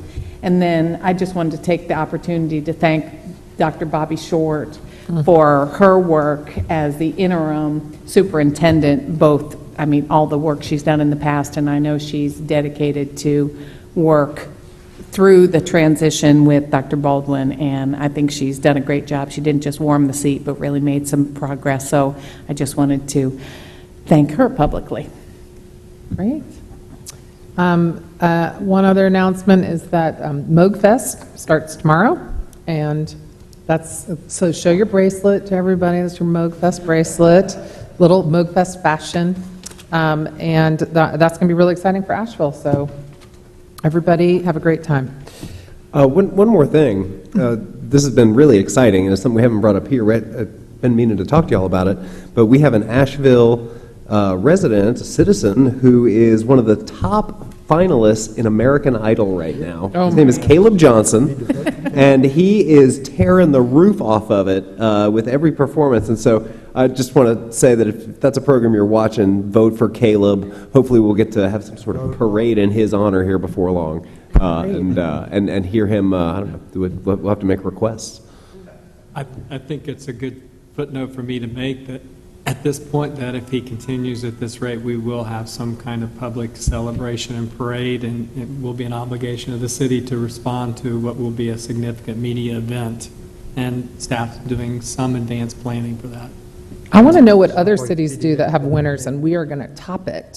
So, yeah. I was setting the bar a little lower, but we'll be ready and do the best we can. Maybe get some fireworks. We'll do as the mayor and the council prefer. Within budgetary reasons. Okay. Budgetary constraints. All right, now I have a few people that are signed up for public comment, and some of them left, and some of them are still here. So let's start. Christopher Charmonte, I'm going to get this right. 99.9% of people can't pronounce it. Unless they're Italian. City Council, Madam Mayor, Prophet Christopher, I have here what I always carry, U.S. Constitution. Everybody talks about the Constitution. Constitution, the signing of the Constitution took place on September 17th, 1787, at the Pennsylvania State House, now called Independence Hall in Philadelphia. Everybody talks about the Constitution, but do you know the Constitution is not the first legal document? First actual legal document was the Declaration of Independence. We celebrate that on July 4th. It actually was signed in 1776. I want to read a part of it. When in the course of human events, it becomes necessary for one people to dissolve the political bands which have connected them with another, and to assume among the powers of the earth the separate and equal station to which the laws of nature and in nature's God, nature's God entitled them. A decent respect of the opinions of mankind require that they should declare the cause which impelled them to the separation. Our founding fathers declared us under God, the God of nature, which is totally inclusive. They came from being persecuted for their beliefs, so they wanted to make sure nobody else was persecuted for their beliefs. First Amendment says that everybody's entitled to believe in whatever God they want. Now, you may stop history. It has always been within the history of our government to always do the Pledge of Allegiance, which says under God. And right now there's an argument right now about whether or not an atheist should have to say that. Well, according to the way we established it, we acknowledge that God is our owner. What this actually does is all our constitutional rights are based under property rights. You own your body because God gave it to you. But if we deny God, then we say, who gives us our rights? Who does? Therefore, it's the state or the government that gives us our rights. And therefore, they can take it away anytime they want. But unfortunately, God does exist. We have a man who has slaughtered 1,000 born children. Now, of course, in the process of birthing them, actually aborting them children, they lived. So he killed them. And unfortunately, he's from Pennsylvania, Philadelphia, the city of brotherly love, who is now a mass murderer. But we covered up, it's not much in the news. Why? Because we don't want abortion to be looked at as what it truly is, murder. The unlawful taking of life without due process of law. This is a continuation, by the way, of last meeting. It's interesting that the day after I gave a word from the Lord, we had not a shooting this time, but stabbing. Thank you. And it will continue till you all declare a child upon conception. Next, I have the Reverend Lisa Landis.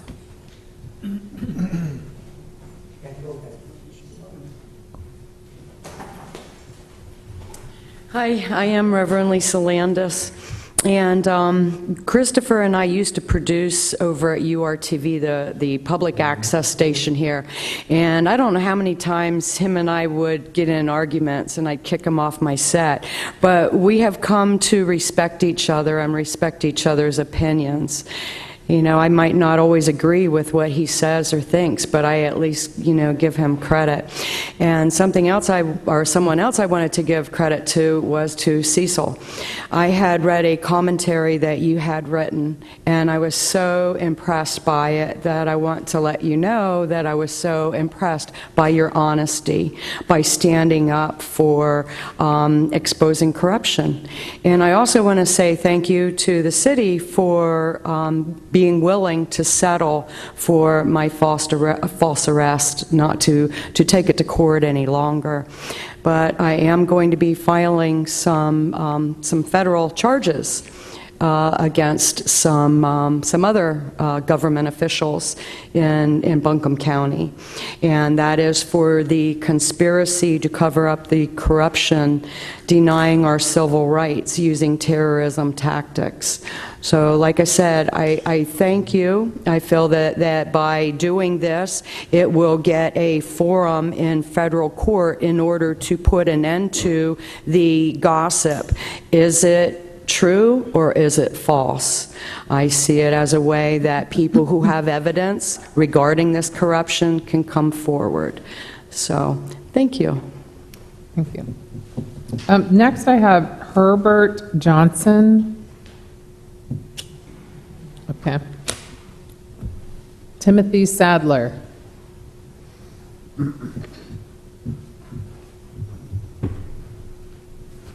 Good evening once again, City Council, Madam Mayor. My name is Timothy Sadler, and I am here with a suggestion. Well, actually, first a comment. And, a few years back, I think it was 5 years ago, I started a mock holiday called Dependence Day, and started acknowledging Dependence Day based on how ridiculous it is to think that our country is independent, independent of energy use, food production, things of that nature. And I can stand here and say that, for the first time in a long time, I'm actually looking forward to celebrating Independence Day. I see our country getting back on track and, looking to renewable energy and organic farming. We, here in the city, embrace resiliency. In fact, Mayor Mannheimer in particular, has identified resiliency as a major issue. And, to that end, I kind of want to make a suggestion to new development. And I've kind of made this comment at Planning and Zoning and also PED, that, if we could work with developers and helping them understand the impact that they're bringing to the city in terms of new energy consumption, new food consumption, new transportation, added cars on the road, and help them better understand that, and potentially work on having a plan in place to offset that. Of course, it wouldn't be a binding thing, but if developers were to go along with such a strategy, we might be able to waive, certain fees and costs associated with development. So that's what I wanted to offer tonight, and thank you for your time. Thank you. All right, next I have John Klokner. I don't know if I said that right. It's Klokner, okay. All right, greetings, council. I apologize, I'm not very good at public things, but I sent you all a message a while ago about Asheville's signature event, and I spent the last maybe 3 or 4 months kind of working it out, and it was from about 300 notebooks that I have in my house. I watched downtown develop over the last 10 years, and I did a little bit of research on it. My goal with my life is to, there's an article in the Citizen Times several years ago about cities that are for sale. There's entire cities for sale, and I eventually want to be buying them and turning them into like little resort towns, so to speak. But when I seen that in there, I went through my notes and I came up with this idea for an event. The thing about this event, I think it would probably be pretty helpful for developing that south slope of downtown, based on kind of how Belshare was really not responsible, but a big part of developing this part of downtown. I'm just an artist, and I'm just a writer, and I'm just a visionary of sorts, maybe not always a good one.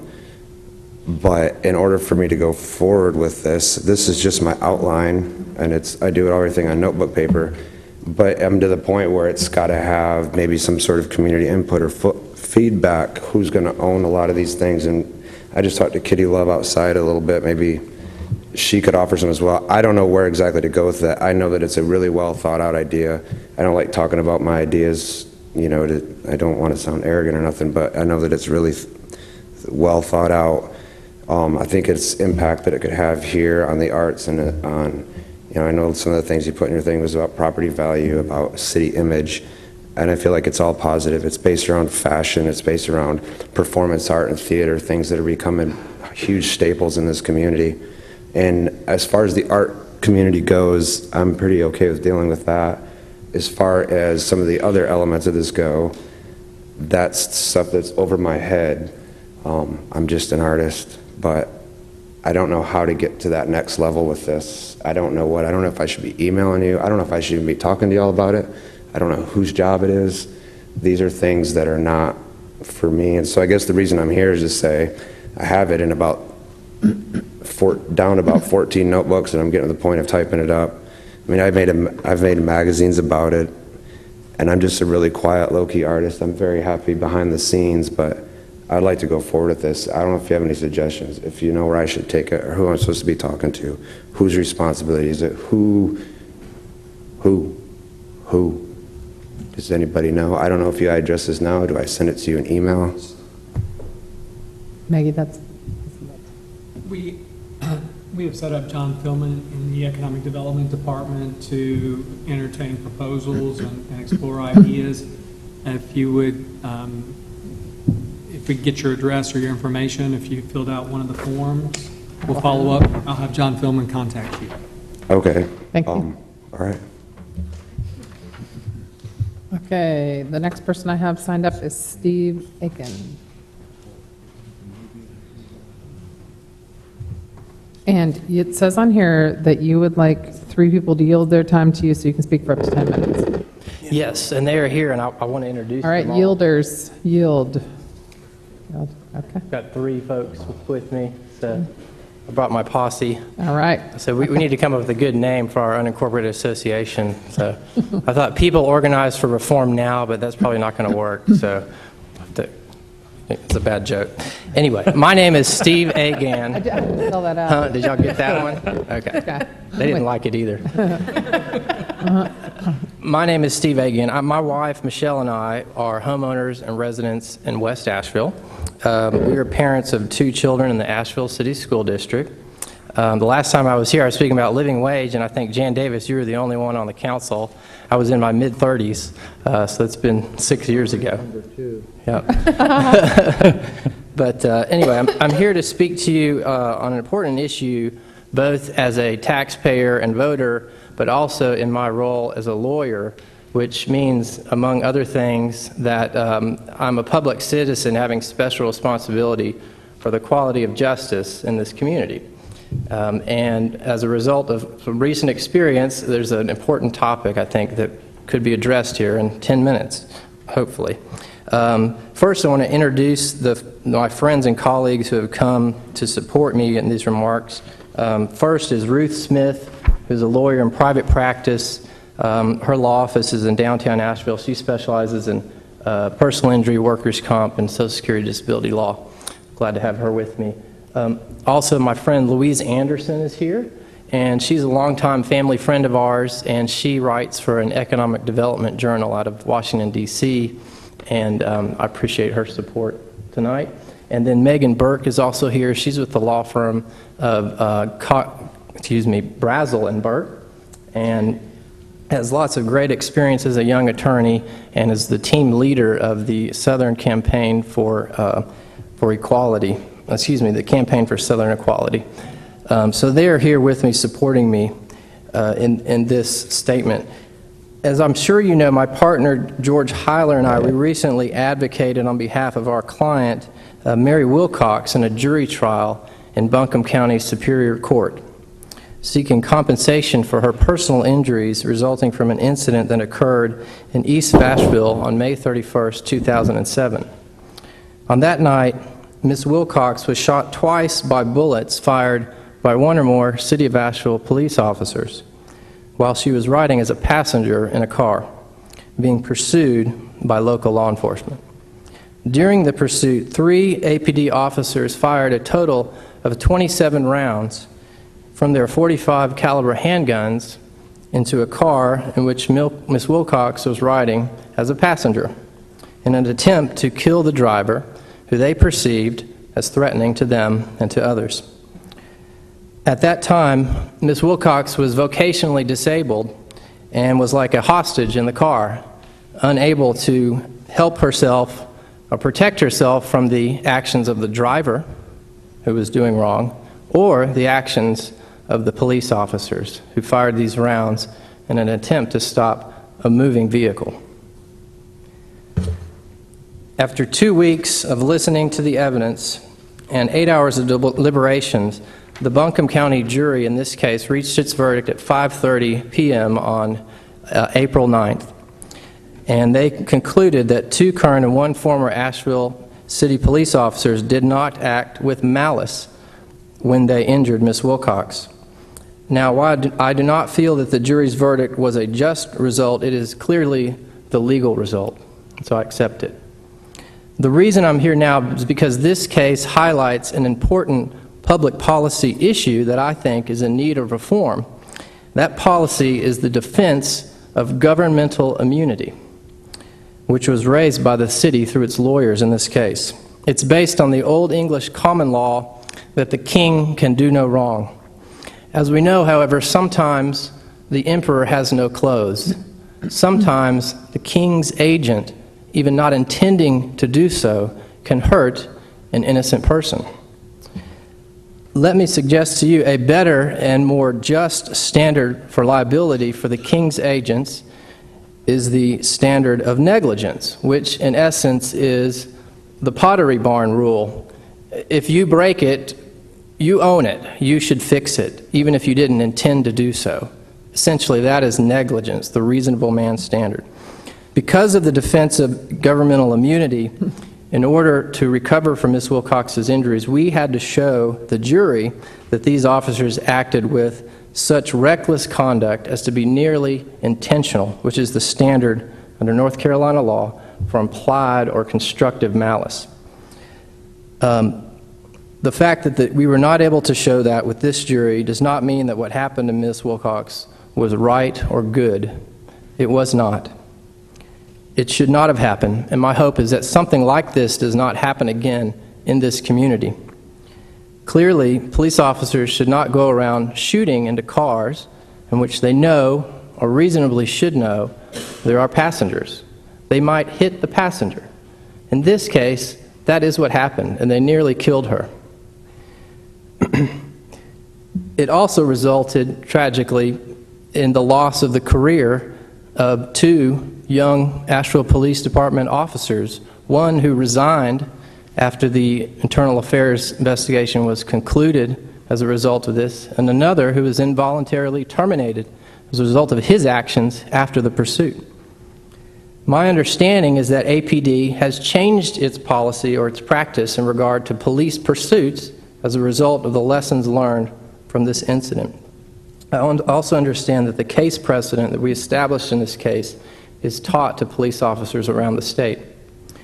During the trial, I met a man in attendance there who told me he was from the Biltmore Forest Police Department, and he was there just to observe and to learn and to improve their policies and practices.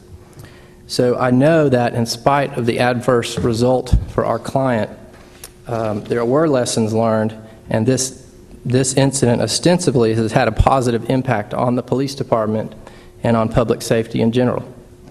So I'm glad for that. Having said that, the main point I want to make is that the current state of the law makes it very difficult for innocent persons injured by the actions of local law enforcement to recover full and fair compensation for their injuries. Because of governmental immunity, the city is immune from state law claims of negligence or unreasonable force by its police officers causing serious injury. Historically, many cities and counties in North Carolina chose to waive their immunity with the purchase of liability insurance through the League of Municipalities and the Association of County Commissioners, and that's under 2 statutes, 168-485 for cities and in Chapter 153A for counties.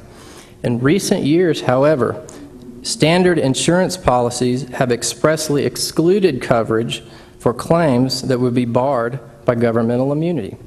In 2008, in the case of Patrick versus Wake County Department of Human Services, the Court of Appeals held that certain language would allow cities, if it's in their contract of insurance, to purchase insurance and also preserve their immunity defense. So they can have both. It's a strange circular logic, but nonetheless, it is the law in North Carolina. Since Patrick was decided, immunity exclusion clause has become standard feature of many insurance policies in this state. What it means is that many citizens often have no remedy for claims of negligence against the agents of local governments. And I won't tell you about the city's policy, you know about that. The root of the problem is governmental immunity local government should not be allowed to avoid accountability for negligence on the rest of us, private individuals, businesses, nonprofits, and the state are legally responsible for our conduct.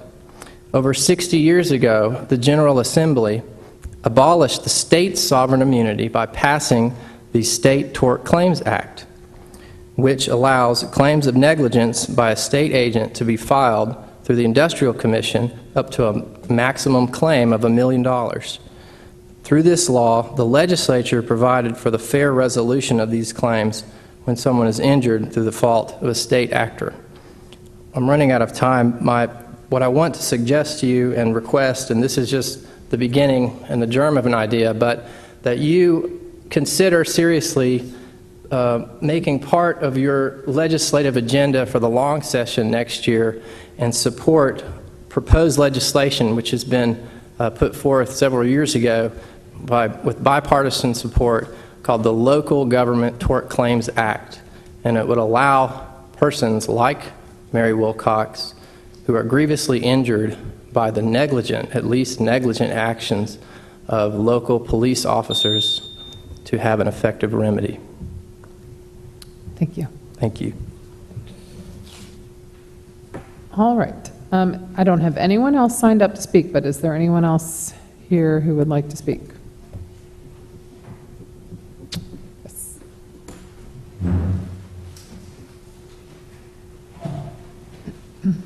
Thank you, Mayor and Councilman. You're looking at an old grandpa here. When I first started here, they wasn't one of yous here. How about that? And you think they're old? I don't think I'm old. Well, I'm glad you spoke up because I was going to put you in the pot with them. Anyway, thank you very much for taking your time to listen. One of the things that I've noticed that I think is at the county commission level and here too is a lack of pride in presenting yourself in an organized manner. It's housekeeping. Yous all look good in suits and dresses, and you look really nice. I think you ought to improve your image. Mood Fest is a way to start, I guess, because I've noticed here tonight, I don't come very often, but the same old tradition that I've seen for years. Your cameras are up, your slides up, but you need to improve. When I'm standing here and I'm trying to get a video, I'm getting the butt of everybody, except yours. But when you see yourself on TV and you see the speaker, everything is not always what you're seeing here. So I think you could improve your image as well as having the people that comes to be presented in a good way, that the community could benefit greatly by it, and you could too. One of the things I would suggest is fixing your podium maybe over here.